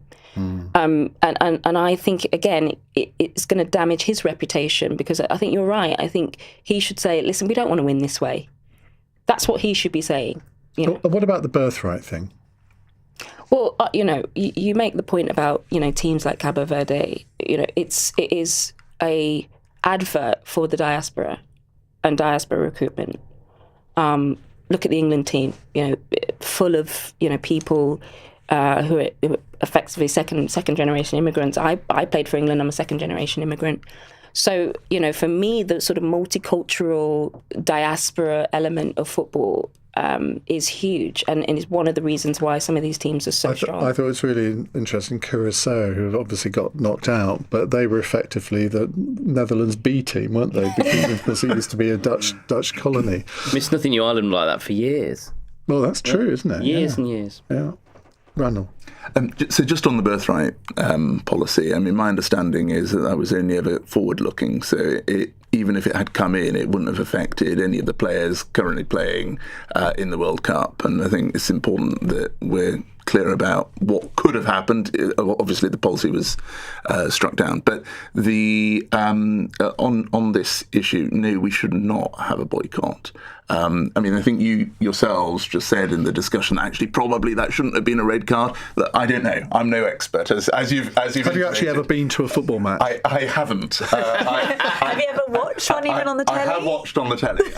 But, at least I'll be honest about that. Unlike some politicians who pretend to support a football team and then get confused. But would you have admitted that had you still been in the cabinet, I wonder? Yeah, I've always been straightforward about that. Cricket's my sport. I believe you. Cricket's my sport. I was at Lord's yesterday watching the Women's T20 World Cup final. Sadly, England didn't win that, so great result overnight to pick us all up. But I know you were watching that. But look, in terms of the boycott, actually, this is about making sure that fans have now the rest of the competition to enjoy, and for us all to hope as a country that England succeeds. And so if we were to boycott it, I think we're just screwing ourselves over. Quick question here from Sarah in Warwick. Is it ever really possible to separate sport from politics? Very good point. The answer has to be no, doesn't it? No, I don't think so. And I think organisations like FIFA are sort of political, in pseudo-political. I actually think football is so powerful that it has a social impact element to it that means it can impact the things that politics tries to impact, if that makes sense. So, and it can get there quicker, actually. Let's take, for example, the idea of the birthright issue, deeply political issue that, will divide nations. But then you have a saviour on the pitch who speaks to that issue, right? And then all of a sudden everyone goes, actually, that birthright issue, why were we arguing over that? We need this, right? Because we've won, right? And so I think football is a really powerful way of actually solving some social impact issues. So I think the combination works sometimes, but then the flip side of it is when you get presidents picking up the phone and trying to change the rules. But Tali, it can also be a very uniting thing, can't it? I mean, I can imagine that I think this match today, the England-Mexico match, will hopefully spark off the same kind of national fervour that we saw in Euro 96, way before you were even born, I imagine. It was a little bit. Yeah. But I mean, I remember that as a fantastic tournament because we reclaimed back the English flag from the far right. And that flag, I think, in the last few years has been in danger of being adopted by them to the exclusion of others. So I think from that point of view, it's not political, I suppose, but it can have a positive effect. Yeah, sports is deeply political, and it can be in sort of the running of it, the foundations, the things that organise it, the people that own sports clubs, various things. But when it comes to the fans and the watching of it and the taking part in the sort of collective experience of it, that doesn't need to be political, and people can just enjoy seeing their country doing really bloody well. Which is great. I'm enjoying it. Well, I've got a little story about this. So, Andrea Radrizzani, the former owner of Leeds United, chair of Leeds United, decided to take Leeds United on a pre-season tour of Myanmar. So Leeds MPs decided to write to him about this as not a good idea. He was trying to get sports rights, because that's what he did, from Myanmar.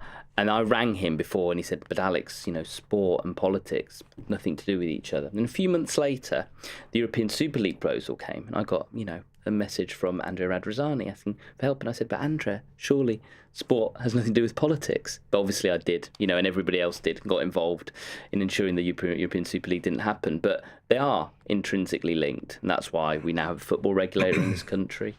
And we passed a football. Which is a sign of failure, isn't it, actually? Yeah. Internal failure, yeah. So we had to intervene. Policies had to intervene, yeah. And with secondary ticketing legislation in football matches as well. Right on. Yeah, look, politics is involved in every part of every person's life, whether we like it or not. And in your sport, cricket, possibly more than football. For sure, the politics inside the ECB is massive, and many friends have been burnt by that. So yes, it will always be there. But part of the reason it's there is it's pride in one's country, it's pride in one's county, in my sort of my sense in my sport, and so I'm guessing it's not Yorkshire. No, Hampshire all the way. And Southern Brave when it comes to the 100 for sure. But but I think the point is that actually there's nothing wrong with that. In my view, and that's human nature. It's whether it's politicians doing that in the way they might do openly, like we've talked about Keir Starmer or Donald Trump. It's then for the sporting bodies to behave within the rules. In the category of you couldn't make it up, we have some breaking news. We joked earlier about whether the FA would consider appealing against Jarrell Quansah's red card. Well, they are now considering launching an appeal. I don't think they're going to get anywhere, I have to say, because that was one of those classic tackles where you watch it live, you think, what a brilliant tackle. And then you watch the replay. Slow down. Not quite. But Keir Starmer's final act as Prime Minister might be to ring, It has to be rescinded, yeah. But Iain, I honestly believe that that's been done to make the point. I think if you look at the Quansah tackle yesterday, it's a red card. Unfortunately, he's not meant it, but it's within the rules, it's a red card. But I think the FA, I don't know, I've not spoken to anyone at the FA, but I have a feeling they've done that to make the point that you've now created a slippery slope. That well, do you know what I mean? And then FIFA now have to deal with that. Now that what happens in the next 4 games if there's a red card, So this is the point, right? That you've now created a precedent that should never have been created. We have rules, and stick to the rules whether you think it's a red card or not. These are the rules. This is the process. We cannot have, sort of interference. So I'm kind of glad the FA's done that because I think it makes the point. OK. Right, more questions, non-football related, in the next 27 minutes on LBC. It's 8:33. Ranald is silently cheering. Let's get the news headlines from Daryl Jackson. FIFA's president says he regularly discusses World Cup matters with Donald Trump after the US leader lobbied him to review a red card given to an American player. The decision to suspend a one-game ban for the striker has been criticised by UEFA, which has described it as incomprehensible and unjustifiable. Prince Harry has arrived back in the UK after confusion over where he should stay during the visit. The Duke of Sussex asked to spend one night at Buckingham Palace, but was told he'd accepted the King's offer too late. And Wimbledon's last Brit in the singles, Arthur Ferry, is into the quarter-finals after beating Gregor Dimitrov in 5 sets on centre court. The match went to tie-break in the final set and lasted nearly 4 hours. LBC weather: breezy tonight in the north with occasional rain, heaviest in the northwest of Scotland. Elsewhere, fine and dry, lows of 8 degrees. This is LBC.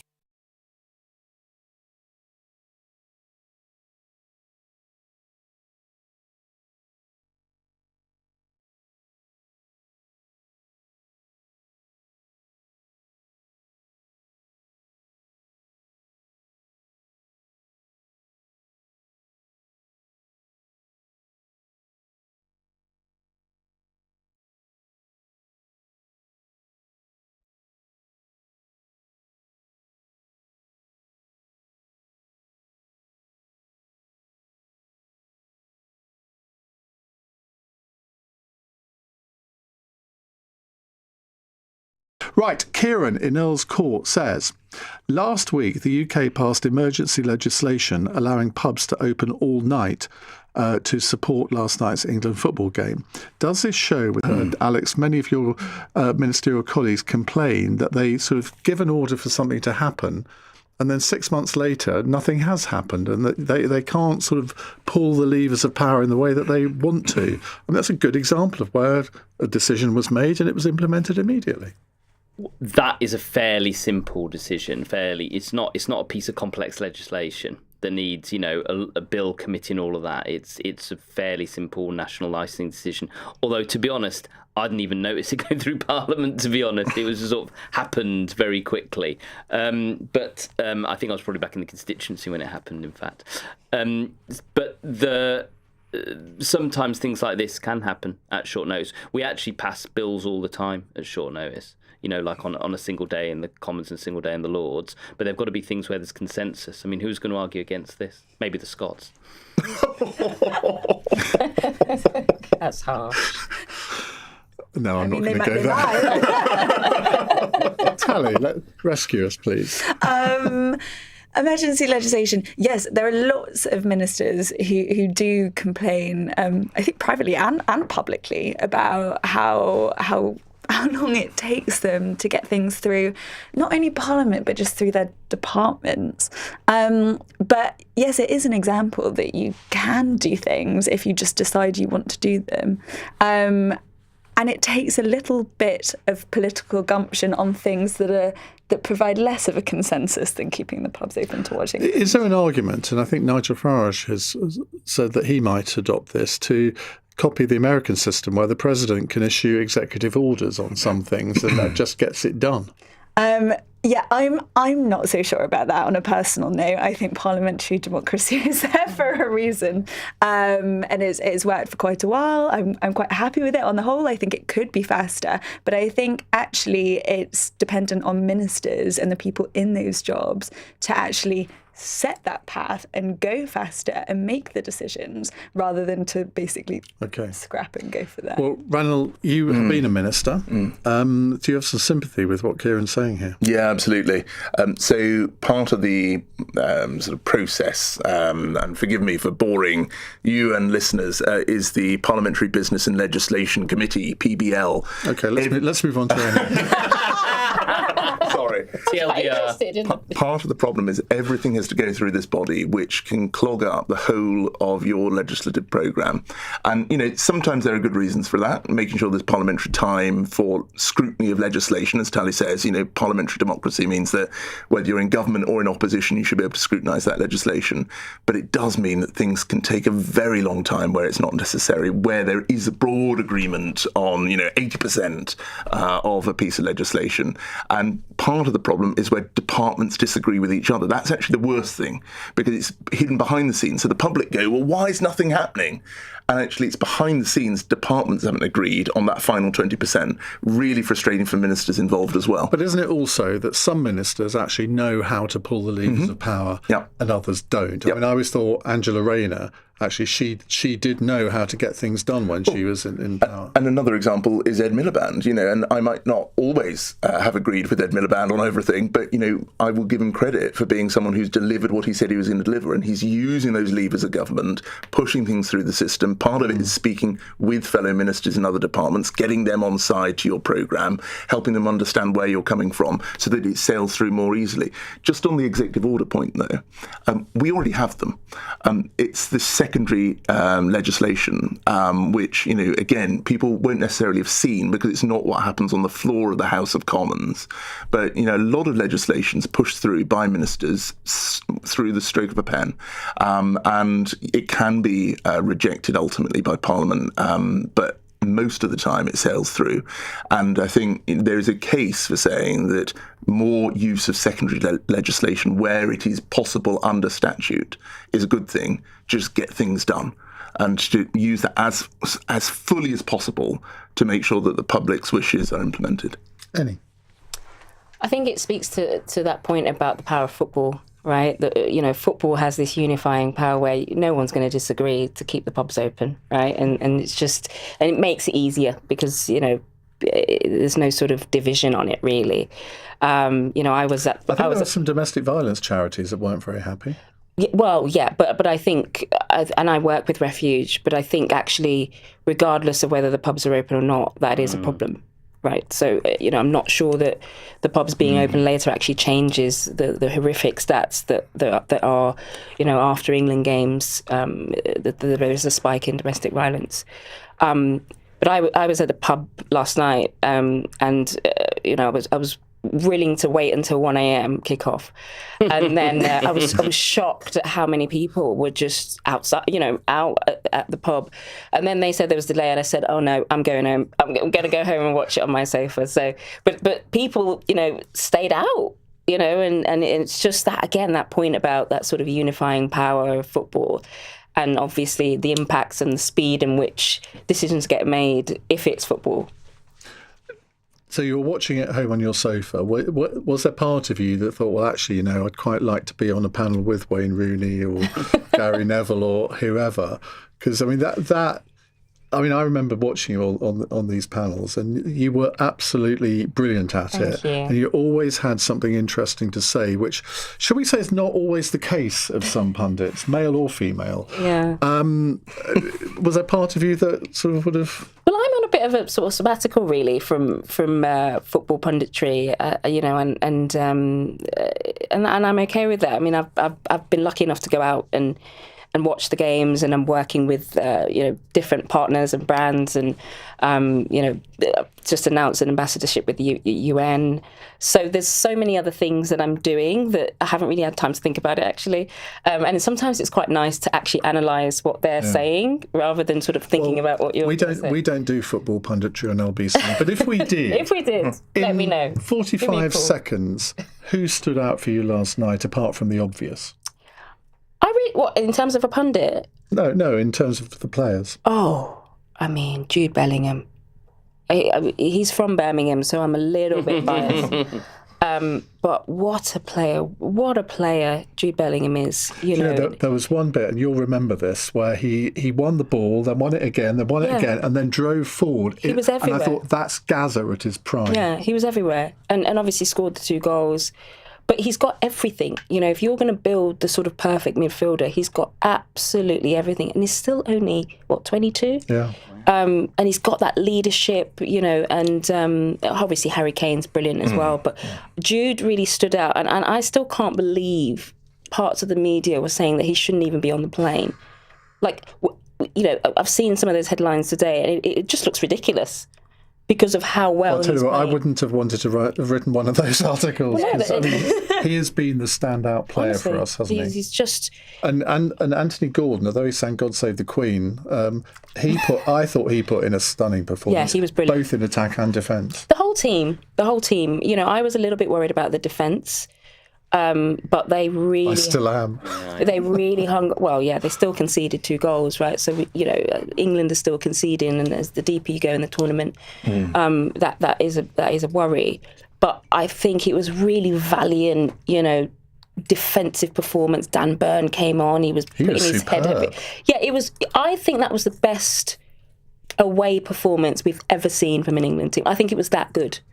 It just had everything. It had heart, it had spirit. I'll throw back at you 5-1 Germany, Munich 2001. Yes. That was a good, Yes, I knew I'd forget one, but yeah, And but it's up there. just before we go to break, have you ever thought about going into politics? My dad was a politician. Oh, really? Wow. Yeah, so my dad was a Tell us senator more. in Nigeria. So I've been exposed to the politics, and so that put you off. yeah. Isn't it? But I think sort of being adjacent to it, like I said, I'm working with the United Nations now, and for me it's more about the social impact causes that are actually political, really. Yeah. But I think it's just a different way of working within it. I don't know if that answers your question, but I wouldn't be a absolutely politician, does. put it that way. Never say never. It's 8:46. This is LBC.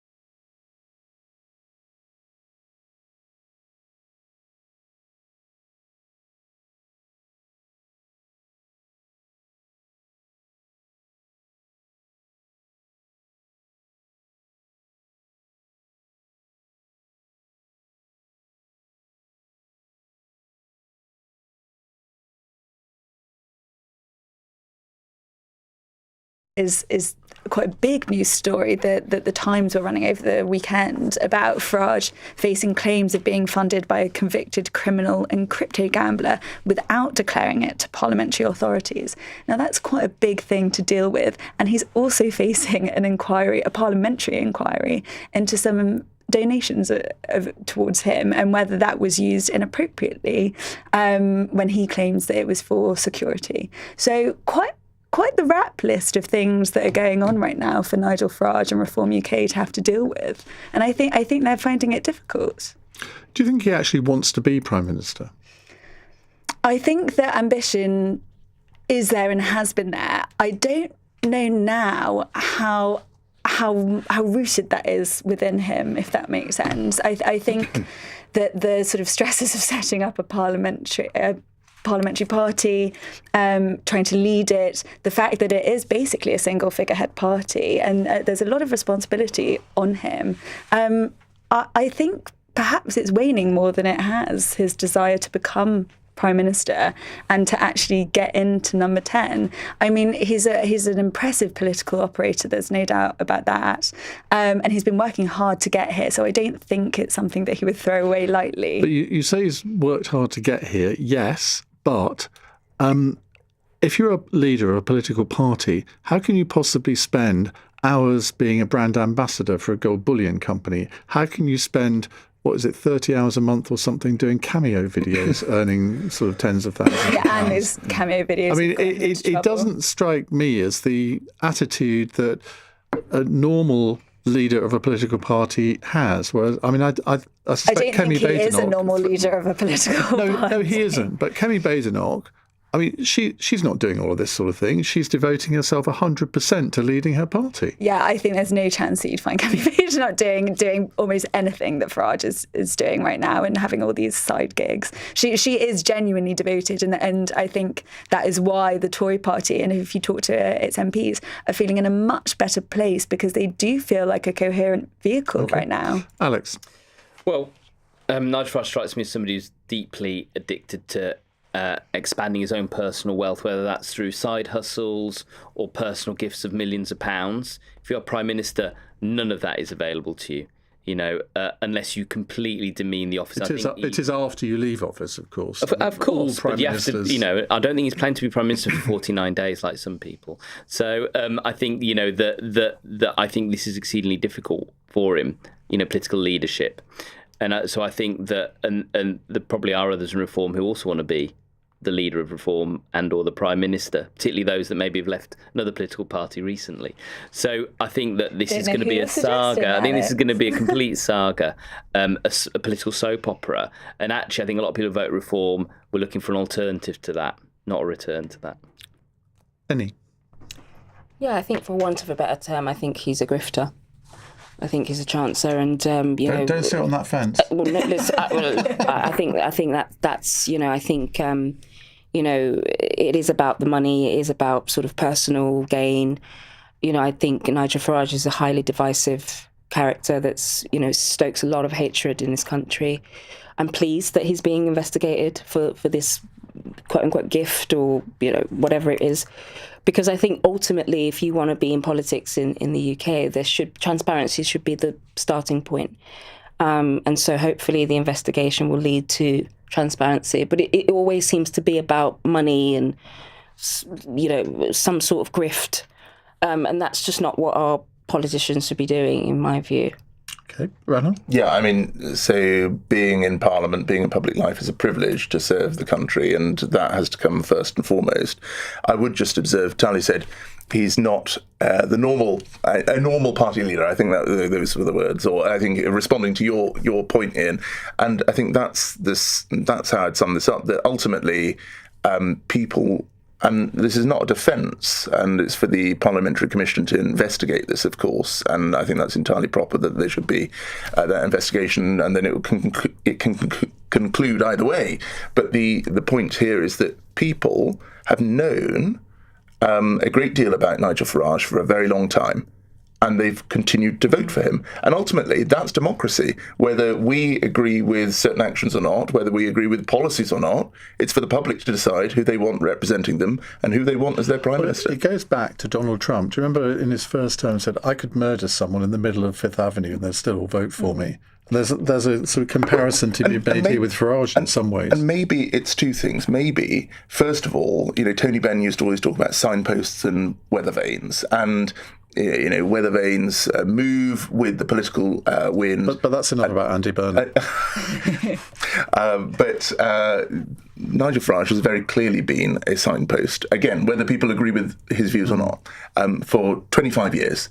And I think there's something to be said for that. But the second point is that maybe people are just so frustrated with politics today. Maybe people are so frustrated with the sense that nothing happens. You talked about legislation earlier. You talked about change in this country. And I think that's perhaps one of the things that Andy Burnham's tapped into as well, that there's a sense of maybe there's some hope coming back to British politics. Maybe there's a real vision where a leader wants to take this country. And whether I agree with that vision entirely or not, I'd support someone taking forward a vision and delivering on it. Right, another question from Peter.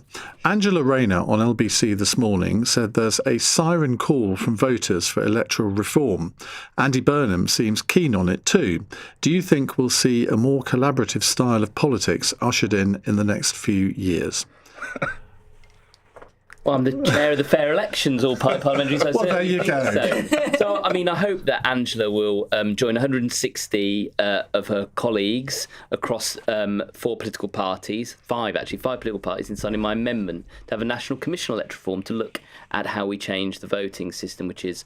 I think Nigel Farage agrees with this as well. Yeah, but he has not signed my amendment. I would welcome Nigel's signature. I think it's gone a little bit cold on it since Reform had done well in the polls. Maybe like a weather vane rather than like a signpost.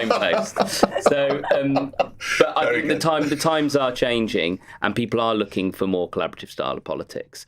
I was talking about this just this evening with Kim Leadbeater, who's Joe Cox's sister, who's in Parliament now, and I think that actually that we've seen an upsurge in political violence. We've seen an upsurge in abuse of members of Parliament and political parties, and actually this might help reduce that. And actually people also feel if their votes don't count in lots of places, and we need that people feel like their votes are counted. Ranald? Well, I think this might be what Labour does as part of a deal with the Greens and the Liberal Democrats, being blunt, to secure a second term. I can foresee an environment where this is put in the manifesto as part of a deal that says we won't compete in certain seats in order to have a centre-left coalition winning a majority in the next election. And it might be that the Labour Party thinks that's the price worth paying for now. But do you not think it's inevitable anyway? If we're now in, I would say, a semi-permanent 5 or 6 party system, depending on where you live in the UK. And first past the post doesn't really work in a 5 or 6 party system, because you could in theory, at the next election, under first past the post, you could have a Conservative majority with 21% of the vote. So I read somewhere. I mean, it's arithmetically possible for that to happen. That would be a democratic outrage, wouldn't it? Well, Tony Benn talked about this. Big fan. Oh, well, see, Alex will speak later. But, he talked about this, and he was a big proponent of first past the post. And for anyone who is too young to know who Tony Benn was, he was a great left-wing politician and very much a signpost. And he talked about saying that he said and this is on the floor of the House, he said any element of proportionality could lead to people being governed by a government whom nobody had voted for, because nobody would know the basis of the coalition on polling day. At least the coalitions of the parties are transparent. People can see them developing and know what they are voting for and what their own member thinks. And that constituency link to know that a particular individual thinks this, whether an individual voter agrees with everything or not, at least there are a strong constituency link, though. I've just looked at the time, and we've literally got 2 minutes to go. So I've got and Talia, I've got to ask you to be quite brief on this one. Yeah, I mean, admittedly, I haven't done a deep dive on proportional representation, but consider yourself lucky. But I do like the idea of more collaborative politics. But I just wonder whether you can get to that point when politics has been so divisive and so polarised. Okay, Tally? I have a weird fondness for first past the post, but maybe that's a sort of traditional thing. But I think Andy Burnham will definitely look at it. I mean, he said on Reddit that he will try to persuade his party to campaign for electoral reform, and if he's leading that party, he might have a better chance at persuasion. I'm persuaded. I have to say that there's a lot more discussion from our listeners on this subject than there was a few years ago. Right, let's go to a fun question from Jerry in Northampton. If Donald Trump can get a footballer's ban overturned, which one major decision in recent history would you overturn given the chance? Ranald? The lockdowns. I think they did great damage to the country, particularly to children, particularly that second lockdown, which was wholly unnecessary. And Sweden's shown that the mortality rate of a very different system was roughly the same as ours. Not particularly fun answer, any? One word, Brexit. Oh, how did I know someone was going to say that? I feel it. I mean, I travel so much, and you feel it all the time, when you travel. And obviously there's so many other awful impacts of Brexit. But I think if you could go back in time, you'd change that for me. Tally? Sorry, Jerry, I'm not going to choose a major decision. I'm going to choose a really trivial one. I miss driving my car at more than 20 miles per hour in London. Oh, yes, very good. Yeah, I would really like to drive a little bit faster. You want to kill people, that's what you're saying. I want to go on a rampage. So yeah, I want to drive faster than 20 miles per hour. Alex? So the US have only played 5 matches in the World Cup, and if they get the final, it's only 8. But in 2 years, LA's hosting the Olympics. There are 329 events. So how many opportunities would Donald Trump have to interfere with the IOC? So I think I would take that back and maybe have the Olympics somewhere else. Well, some very varied answers there. Thank you all very much indeed. Now, tomorrow's panel includes the former Conservative Cabinet Minister Justine Greening, plus the Guardian columnist Zoe Williams. In the next hour, we're going to turn our attention to weight loss pills, because a once-a-day Wegovy weight loss pill has gone on sale at high streets and online pharmacies in the UK, but is not yet available on the NHS. Thousands of people began receiving their first deliveries of the pill, made by the Danish drug maker Novo Nordisk, on Monday. It contains the same active GLP-1 ingredient as the Wegovy jab, semaglutide, and is similarly effective according to studies. So, should this be available on the NHS? Mounjaro jabs are available on the NHS, as I know because I take them once a week. Should Wegovy pills be available too? 0345 6060 973. On your radio, on the LBC app, and Play LBC. leading Britain's conversation. This is LBC.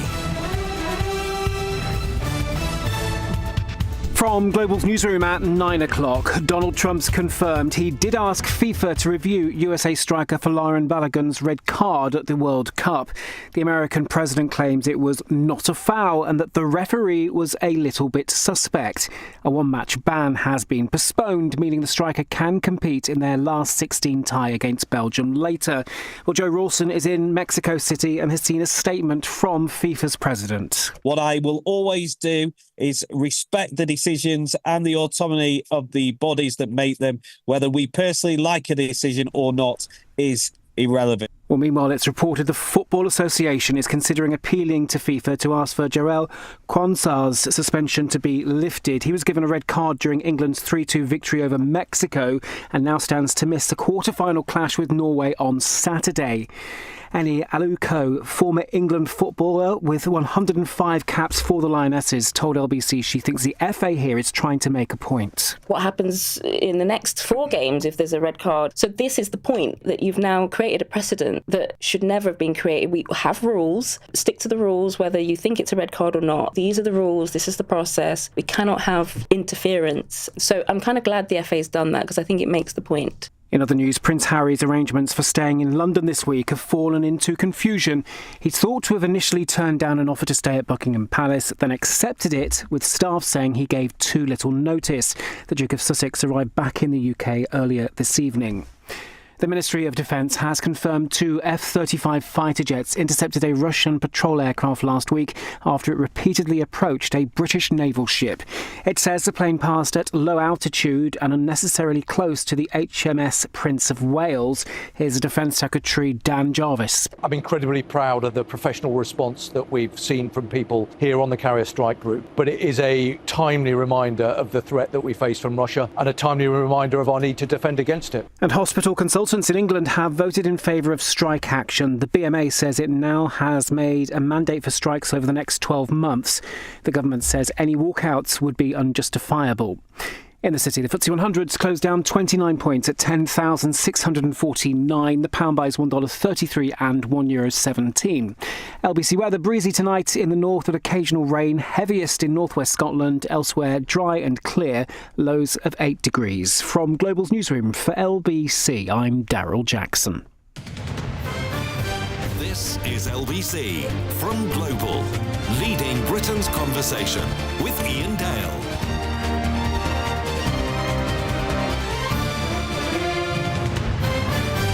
Hello, a very good evening. It's 4 minutes past 9 on LBC.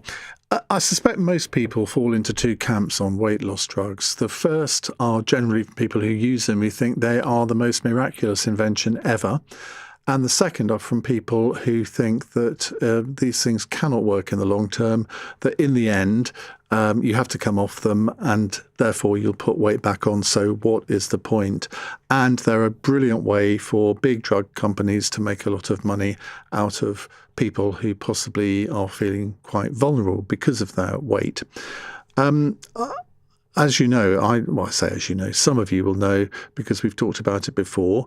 I started taking Mounjaro, the injection, once a week last September. I think it's worked brilliantly for me. I didn't do it particularly to lose weight, although that is a nice beneficial side effect. I have lost a bit, but not as much as I probably would like to.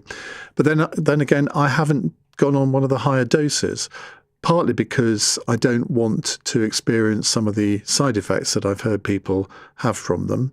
And the only side effect that it's had on me is that it makes my stomach gurgle a bit, which is, well, if you're a radio presenter, that's not a particularly brilliant side effect, given that the microphone is about a foot from my stomach.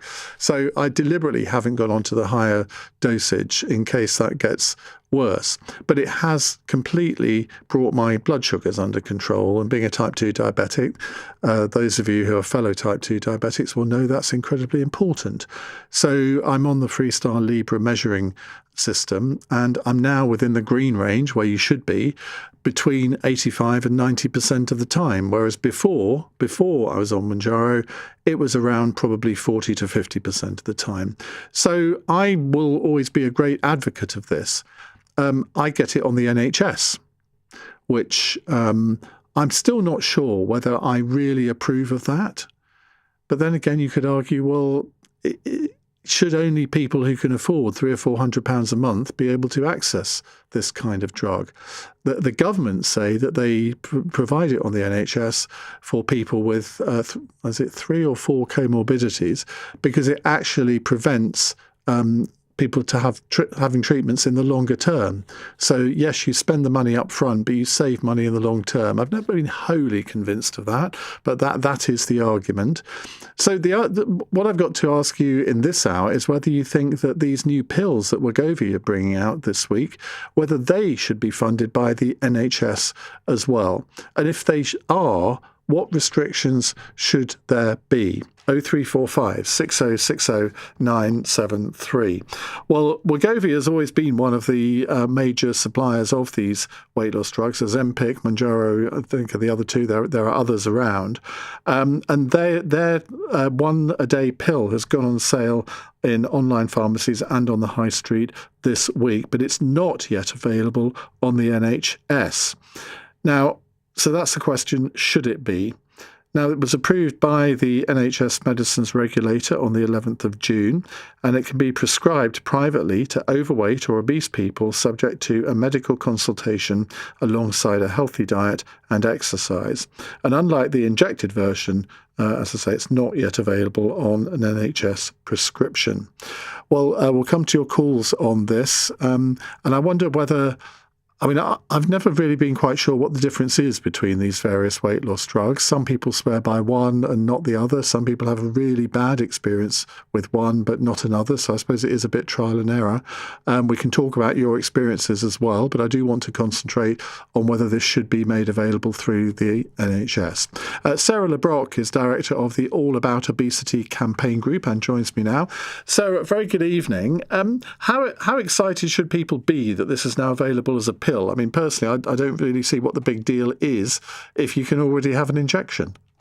Yeah, no, I'm kind of with you in that camp, in the fact that, yes, it's great that this has been made as an oral alternative so that you don't need to take an injection. And so for some people that might be needle phobic, for instance, it's another option of how to take these medications. But as you've already talked about, ultimately it is Wegovy semaglutide, which is actually the same as Ozempic. It's the same molecule that's in Ozempic and Wegovy, and it's now going to be available in a tablet form. I personally, I like you, have been on Wegovy, and now more lately I'm on tirzepatide. I like the idea of taking a once weekly injection because I live with obesity and then don't have to think about it. Whereas actually having to take a tablet every day, you need to remember to take the tablet. You've also got to take it on an empty stomach. It's quite strict, the criteria on how you take the medication. And then you're not allowed to drink anything or to eat anything for 30 minutes after taking the medication. So you do really need to think about when you're taking the medication and plan that out in your schedule as well. So for me, I would just forget all of that and it would just not work for me whatsoever. But for some people, it will be a great alternative.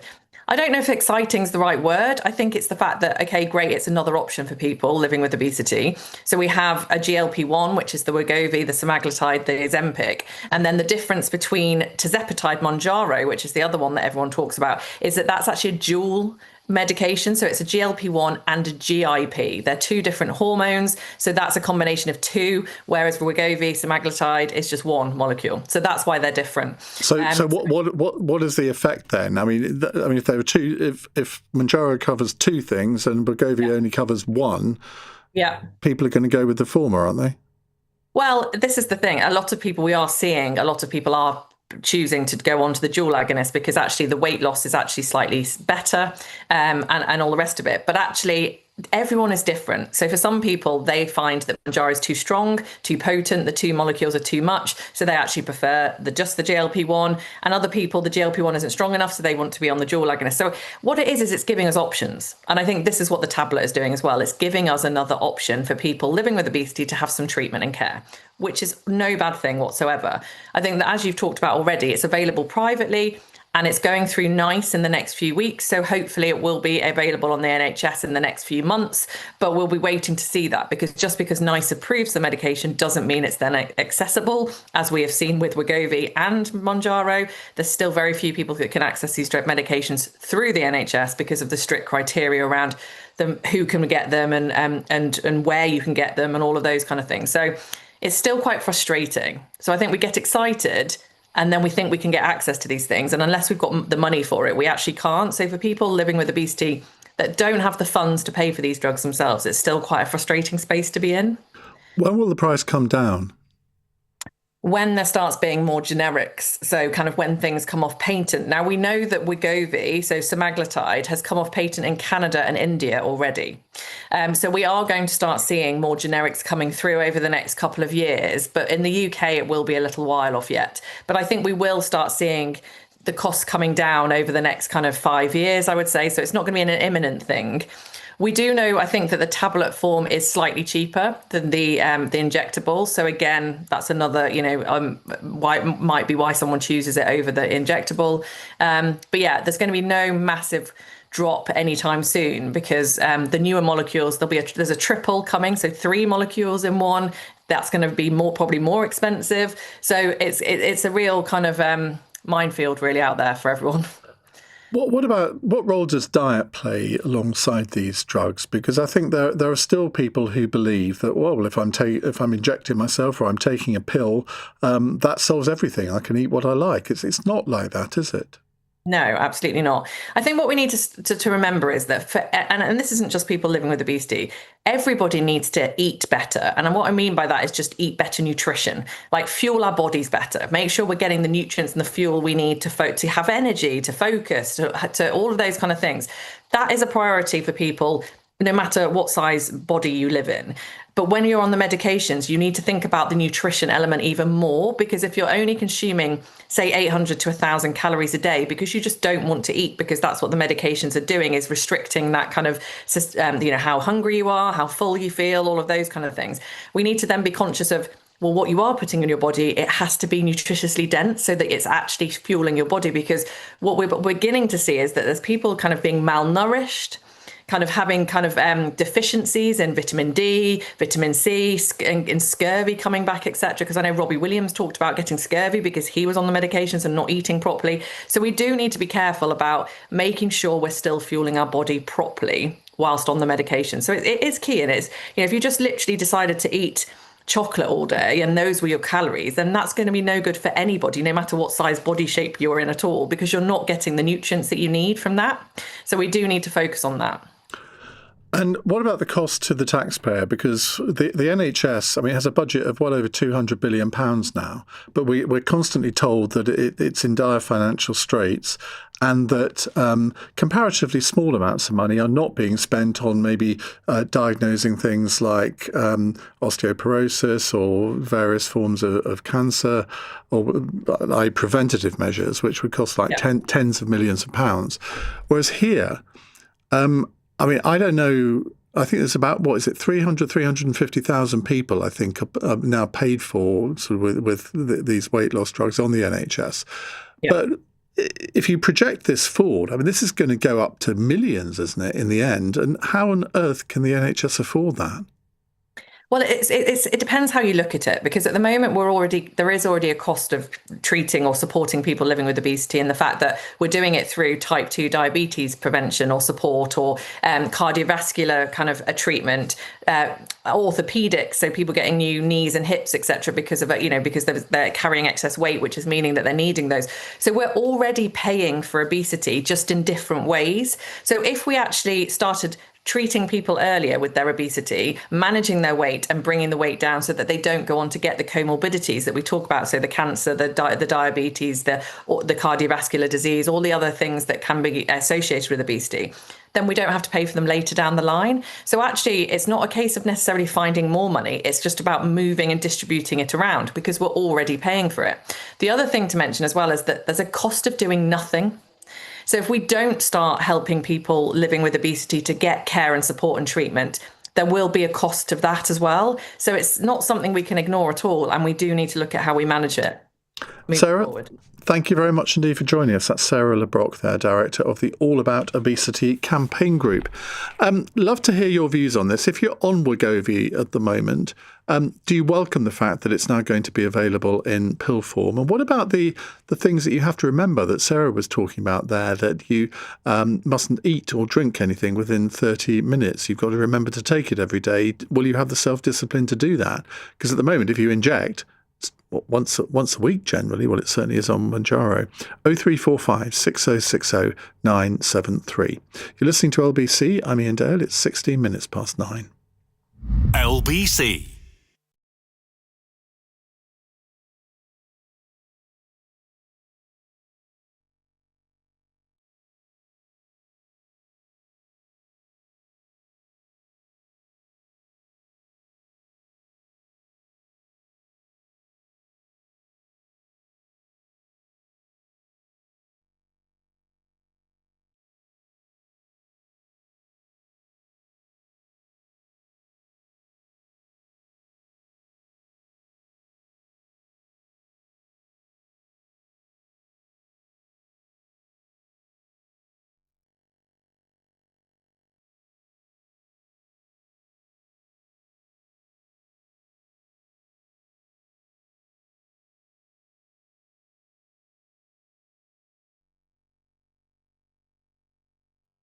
Slightly uncomfortable at the prospect of the NHS funding maybe 1 million, 2 million people on these drugs, because I think that money possibly could be better spent elsewhere.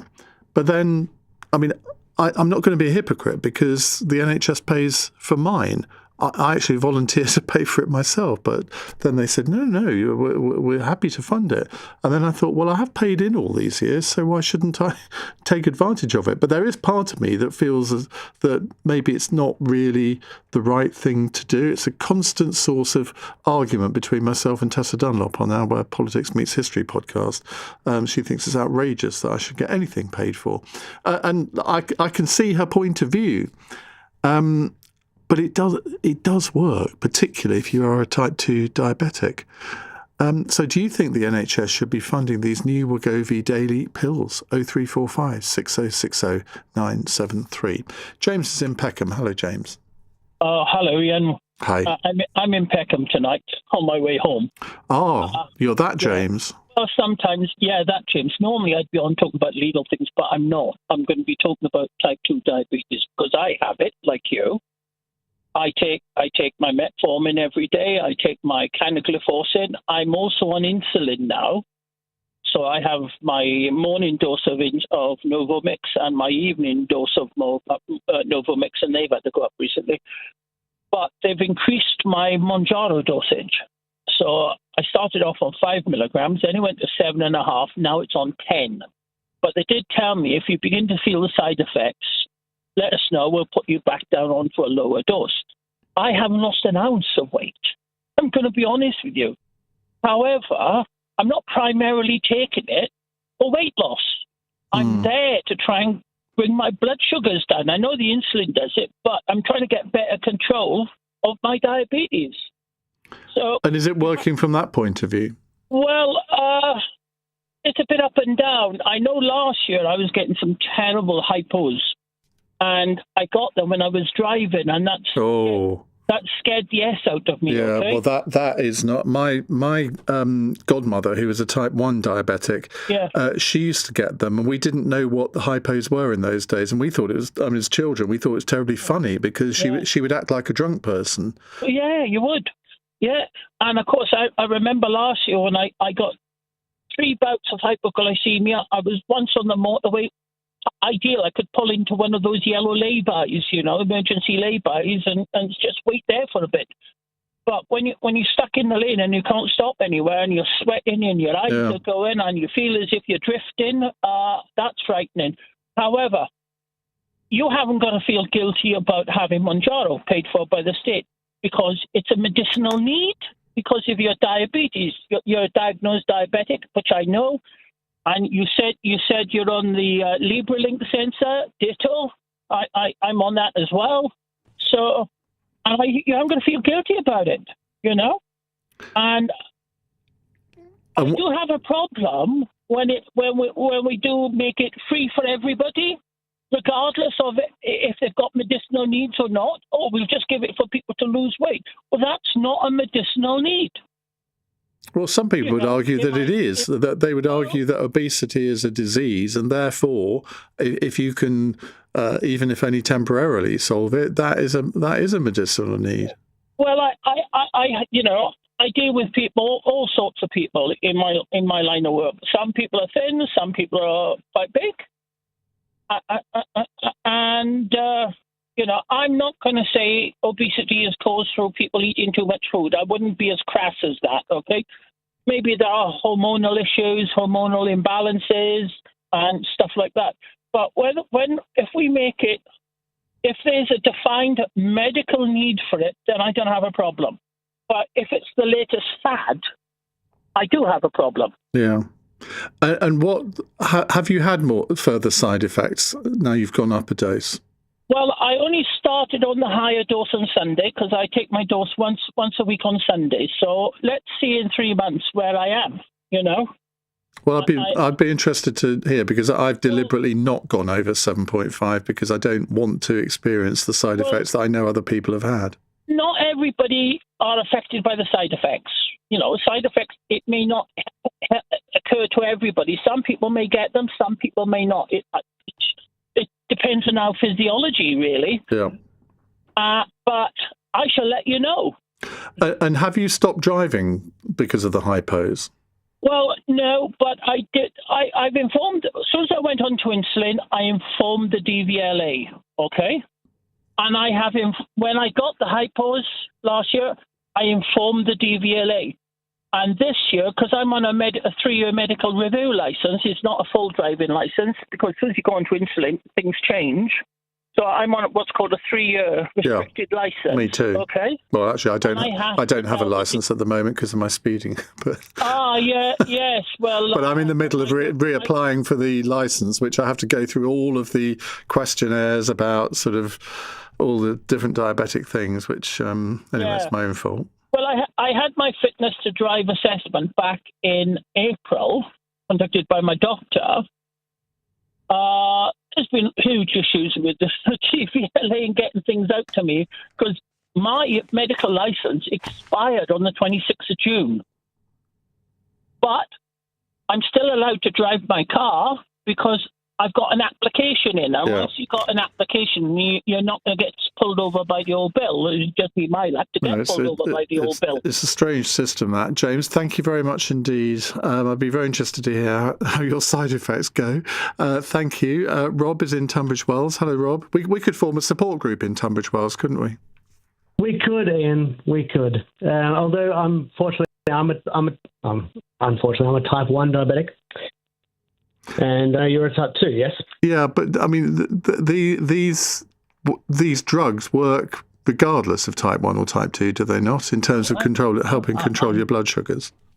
I don't actually know, but I know that Novo Nordisk, which is a Danish company that makes these pills, they make my insulin, which I have 5 shots a day. And I'm pretty sure they would probably make the insulin for most of the UK. They're a great company, and if they can make pills that will help bring blood sugar down for type 2 diabetics, type 1 diabetics, whatever, then they should absolutely be put on the NHS. Regardless of how many people would then want to take advantage of that? Do you think people who aren't type 2 diabetic would take advantage of... I mean, you have to be diagnosed to kind of be prescribed, I assume. Yeah, I mean, at the moment, there are relatively strict criteria, and you can't just go to your doctor and say, well, I'm overweight or I'm type 2 diabetic, and therefore I want you to prescribe me one of these weight loss jabs. You have to fit quite a few different criteria. And I was actually rather surprised and slightly horrified that I did. Look, it happens. I mean, type 2 diabetes happens as you get older, no offense, Ian. And it can happen to anyone. I mean, type 1 diabetes can happen to anyone. I got type 1 diabetic when I was 30. Usually happens much, much younger. How do you get it? Type 1 diabetes is a autoimmune disease, kind of like what Crohn's disease or lupus would be. It's just the pancreas attacking its own cells, and so you don't produce any insulin anymore. So my pancreas doesn't produce insulin, so I need to inject insulin. Where type 2 diabetes would be where the body gets so used to insulin, I guess it's its own produced insulin, where your pancreas will still produce insulin, but your body won't react to that insulin as well. And that happens in age and diet and sometimes obesity. That's why you find obesity and type 2 diabetes happen a lot.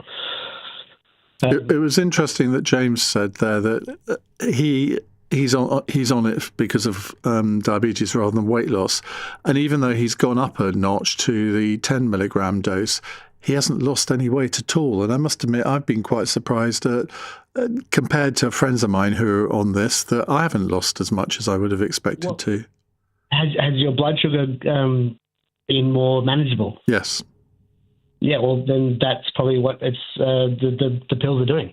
And to have pills make blood sugar more manageable for a type 2 diabetic will free up a lot of money and space in the NHS for complications that high blood sugar in type 2 diabetics bring, like if you get a foot ulcer, if you've been a diabetic for a long time, you might lose your foot, or eyes, retinopathy.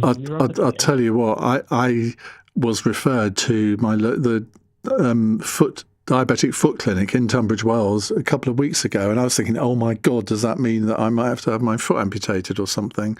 And I've been there. Have you? Well, they were brilliant, actually.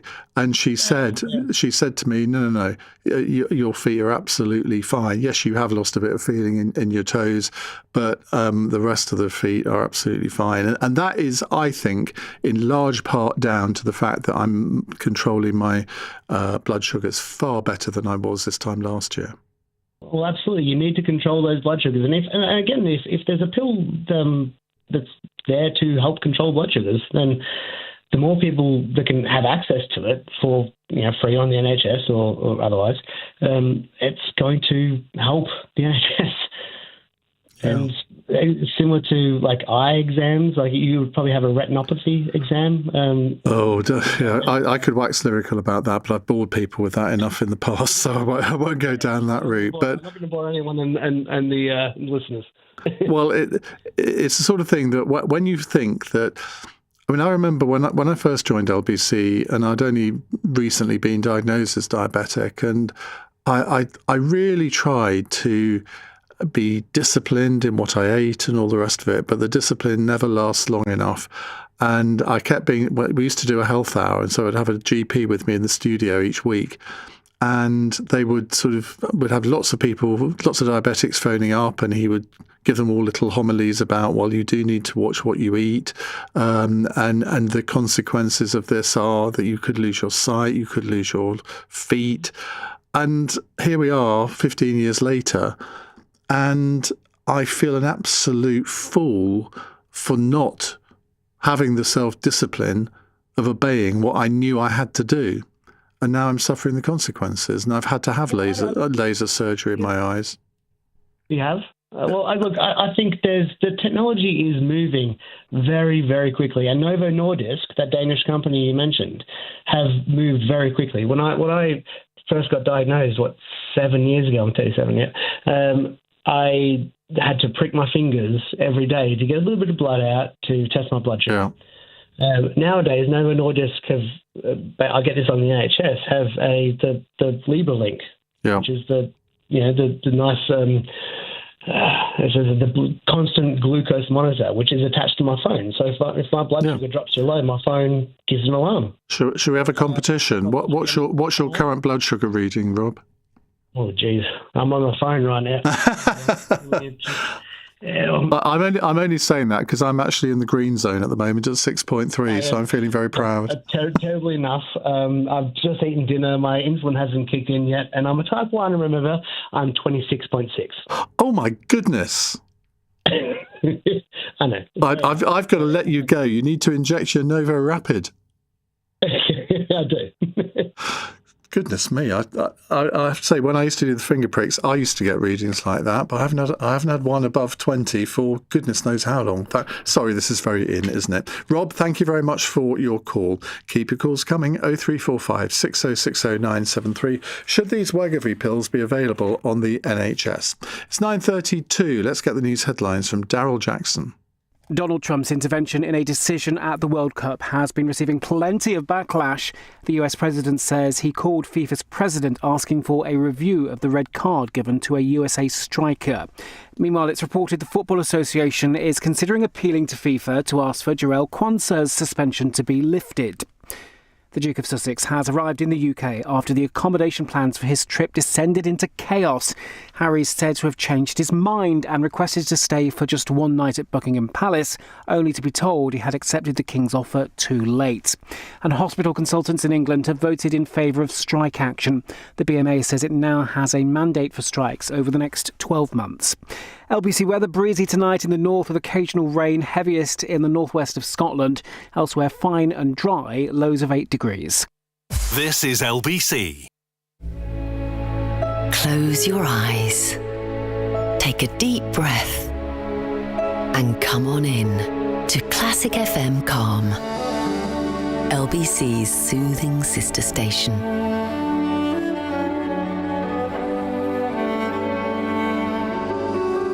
Find peace in the music with Classic FM Calm. Listen on Global Player or ask your smart speaker to play Classic FM Calm.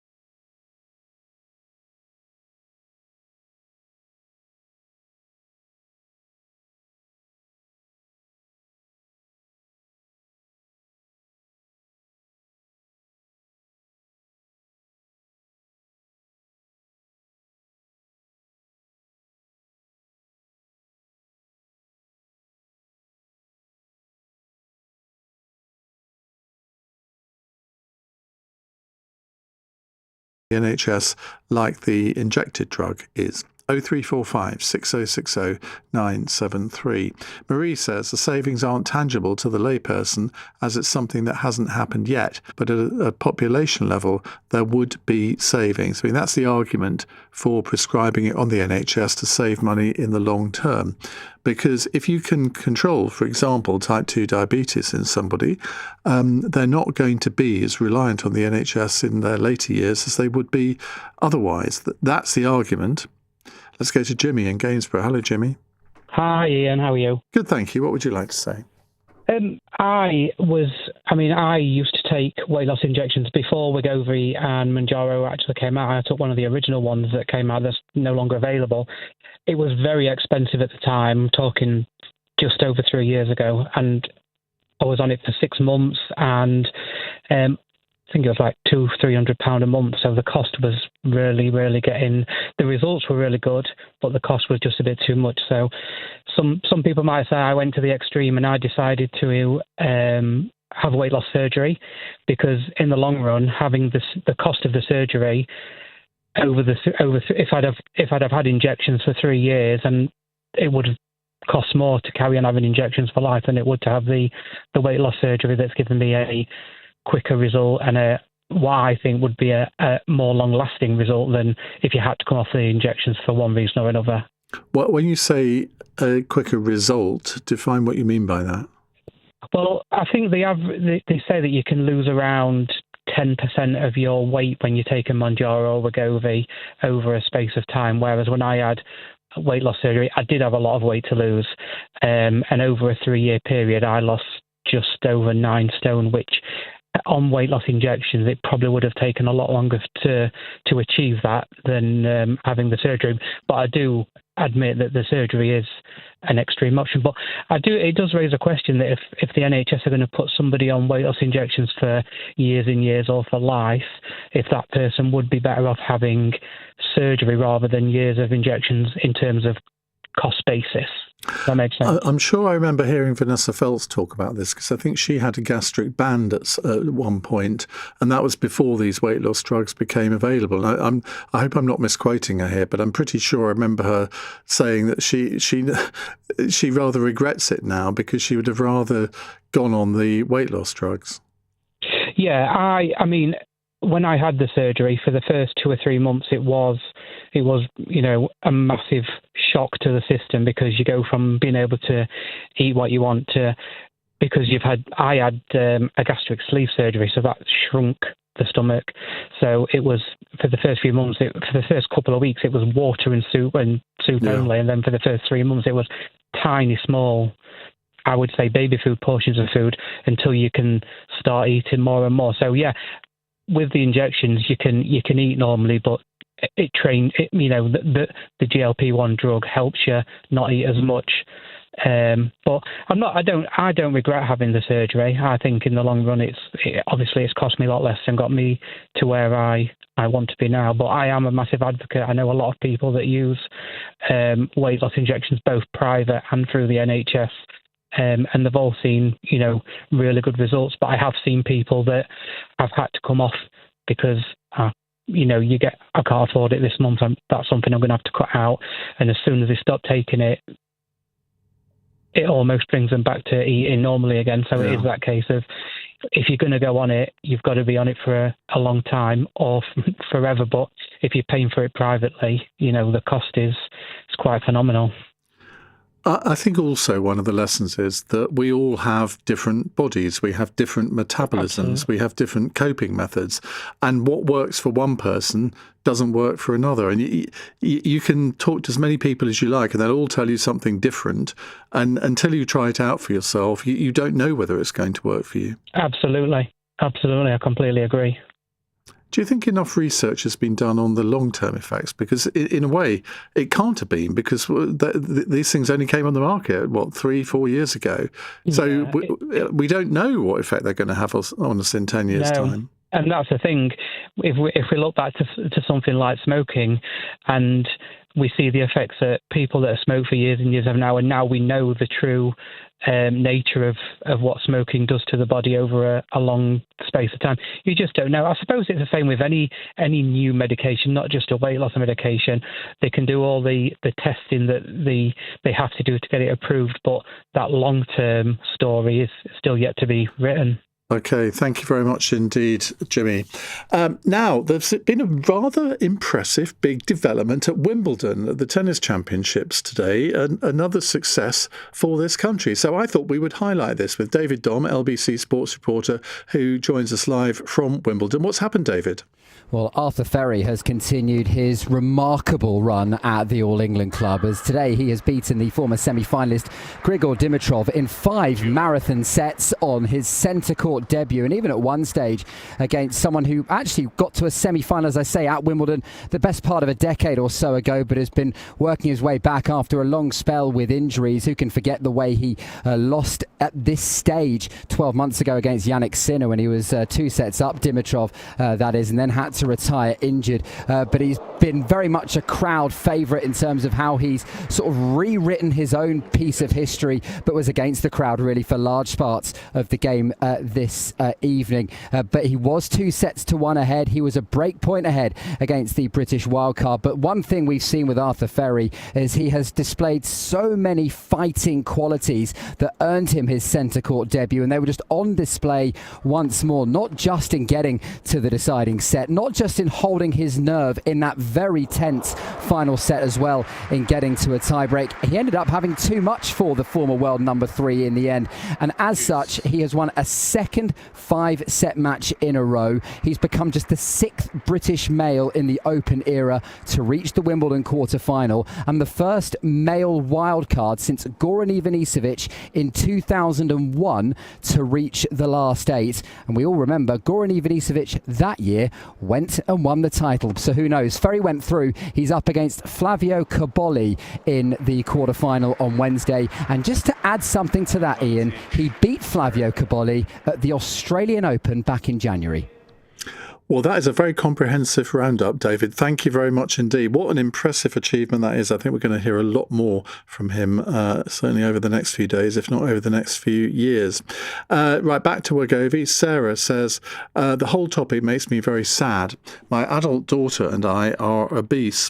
She took Manjaro last year and lost 4 stone, felt amazing physically, but more important, mentally.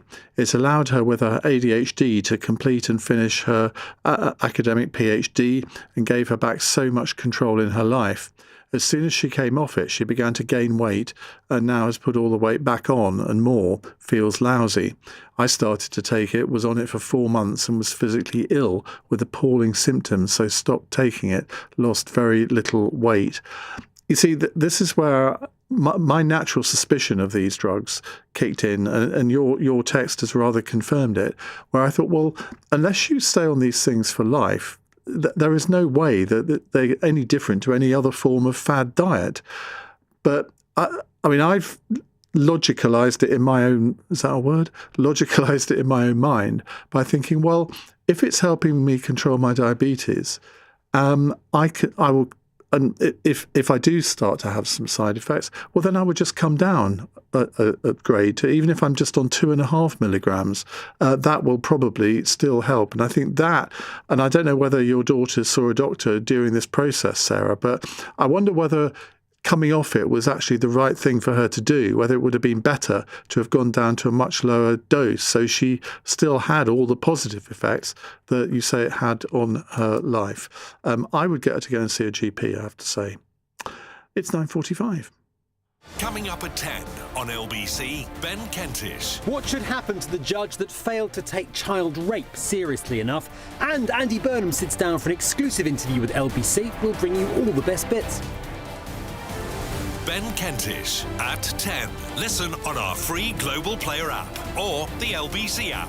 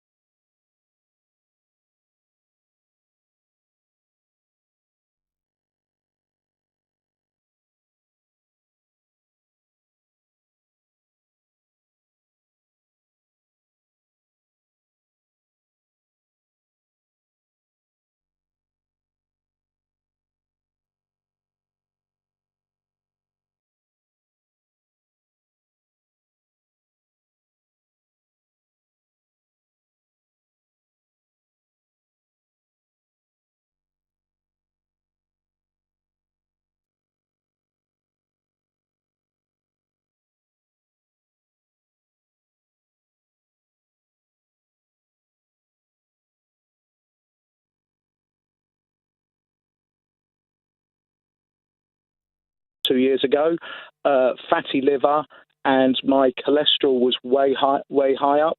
And my doctor said that I'm on my way to type 2 diabetes. Once the sleep apnea was diagnosed, that really genuinely depressed me. Absolutely depressed me. It was terrible. They really upset me. They gave me the machine, so I was going to the clinics getting this machine. It was putting me into depression, and I said, no, I need to stop this. And year after my diagnosis, I gave them back the machine. I said, I can't do this anymore. And I made a conscious decision to go on to Manjaro. I told my doctor I'm going to do it. He did all my bloods, and I've been on it a year. He tested my bloods last year, and I've reversed everything. And then last week, I got a letter from my hospital discharging me from the sleep apnea clinic, saying that I completely stopped it. I've cured it. They couldn't believe it. They thought I'd still been on the machine. I said, you've had the machine for a year. I haven't been on the machine when they tested me. So I think the benefits far outweigh any negatives, definitely for me. It was absolutely amazing. I have changed my entire lifestyle. I've always had a problem with my weight ever since I was a child. This gave me the kick to actually really get going. I do between 6,000 and 20,000 steps a day. If I don't make the food, I don't eat it. I don't do processed foods, but the benefits are amazing. I've gone down, I've lost 6 inches off my waist. I've gone down 2 sizes in all my clothes. I'm a happier person. I've hit 57 and I feel brilliant. I absolutely feel brilliant. I really do. And you're still on it? I am, but I'm easing myself off it. I literally just had it an hour ago. I have to get my husband to inject me. I can't do the injections. Right? He has to inject me. I'm quite a wimp when it comes to stuff like that. And the 4 times I've had to do it myself, it's been a nightmare. So pill form would have been great, but I don't think I could have done all those things about not eating within half an hour and drinking all of that. This is really convenient for me. I understand that it's, yes, it is a disease, but I sort of caused a lot of this as well. My lifestyle did it, the way I work. I do really weird shift patterns because I work in the nightclub industry, so I'm eating at 4 o'clock in the morning, so I've completely changed everything about this. But if they do give it to people in NHS, it needs to be monitored and it needs to be not abused. It's really easy to abuse this. The people I know that are on it, they don't abuse it. Right, the ones that I know probably about 6 people that are actually on it. But I also know people that are abusing it and still eating the pizzas and fatty foods. Like, I literally followed it. I researched this about 3 months before I made the decision I've got to do this. And I take my vitamins, I take my probiotics, I'll have my Actimel, I'll have my breakfast, I'll walk 8,000 steps to a supermarket that's, a mile and a half away from me to go and get a fresh chicken every second day, come back, cook that, salad, stay away from onions. But I knew it because... Stay away from onions, why? The onions give you the sulfur burps, and they work really badly against you. Anything acidic like that actually works quite negative in you and gives you the odd occasion when I have had onions, it's the smells can be quite okay. dreadful. I get your drift, as they say. Yeah. I've had no side effects, so I'm on 12.5 milligrams, and you're still on 7.5. I actually had no side effects, nothing at all. I even thought it wasn't working for the first 2 lots of doses because it didn't seem to do anything to me. Obviously, it has done something to me, but subconsciously it has as well, and consciously. I think about food more than pre-Manjaro. I think about food all the time, but I won't abuse it, because I'm paying £300 a month for this. So I'm a fool if I abuse it. But I know some people who are getting on the NHS are abusing it because it doesn't cost them anything. Yeah. And that's the problem I have. I can go on to social media and I can see there's one person in particular on there. that just abuses this. And I'm like, that's not fair.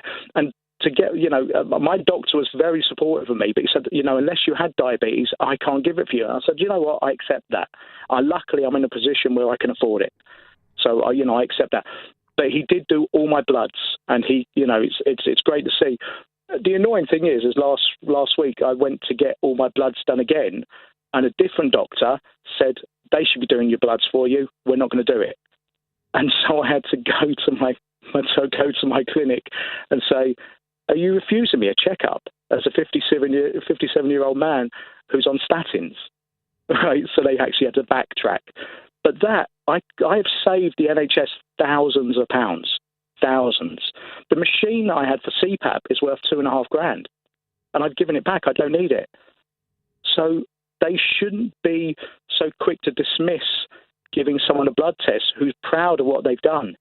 I can't believe that someone would refuse a blood test. I mean, it hardly takes a minute. I was so angry, I walked to the clinic and said, is this doctor refusing me a full checkup and blood test?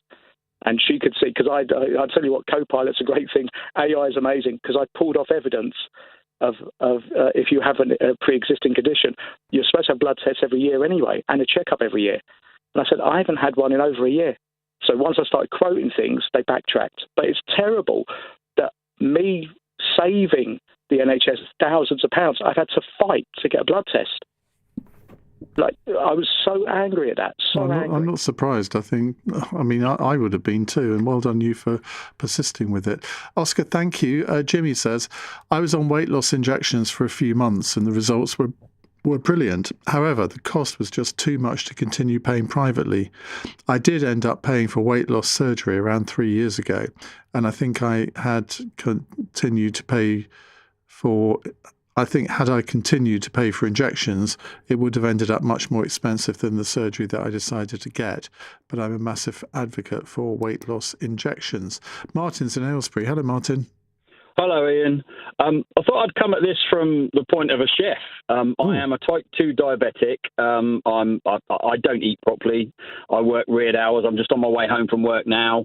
And I've been on Mounjaro for about a year or so. I was on a higher dose, but I did get the side effects. So I've cut it down. It does control my diabetes, but weight loss, I don't think I've lost any weight. I've got my annual checkup in a couple of weeks. So I'll find out then if that's happening. But I got the Libra 2. I checked it just before I left work. It was 6.4. My wife is on the Mounjaro as well. She's a type 2 diabetic as well, and she has lost weight on it. And she's pre-diabetic now as well. So from that point of view, it's definitely a bonus, to the NHS, because it's saving. Obviously, without them, we would probably have more medical conditions than what we've got. I do find the injection very wasteful, because it's a big bit of equipment. There's a huge, great big blob at the end that never gets used. And I think the tablets will be, a much, cheaper option. But people should only use it if it's required. I don't think it should be for anybody. I think it should be restricted. I don't think it should be for vanity reasons in any shape or form. I could probably do more with my diet than what I do. But I'm a chef. I know what I should be doing. I've been a chef for 45 years. I understand about what to eat and what not to eat. But why are you in this situation though? If you know what to eat, you're clearly not obeying your own rules. Yeah, you do a 10-hour, 12-hour shift. You get home. You don't want to stand there and do something. You just grab the closest thing to you. My whole family are pretty much diabetic. My grandmother, my father, my sister. My sister's controlled hers with diet. It's affected my dad quite badly. But like I say, I was a very fit young man. I used to cycle everywhere, gym, swimming. But like as the further up the ladder you get, the less time you have. So you kind of move away from those sort of things, and then you get married and all the rest of it. And blame the wife. Well, no, I'm not going to blame my wife. She'd more blame me than her. I suspect she would. Yeah, but like I say, it's definitely helping me in the fact that it controls my diabetes. Martin, time has beaten us. Thank you very much indeed, and thanks for all of your calls and messages this evening. I'm back tomorrow from 7. If you missed any of this evening's show, you can listen back on our free Global Player app or the LBC app, where you can stay up to date with all the latest news, videos, opinion and podcasts. And there's a new episode of Where Politics Meets History podcast out at 1 o'clock in the morning, and it's with Natasha Clark, because Tessa's been away on a cruise.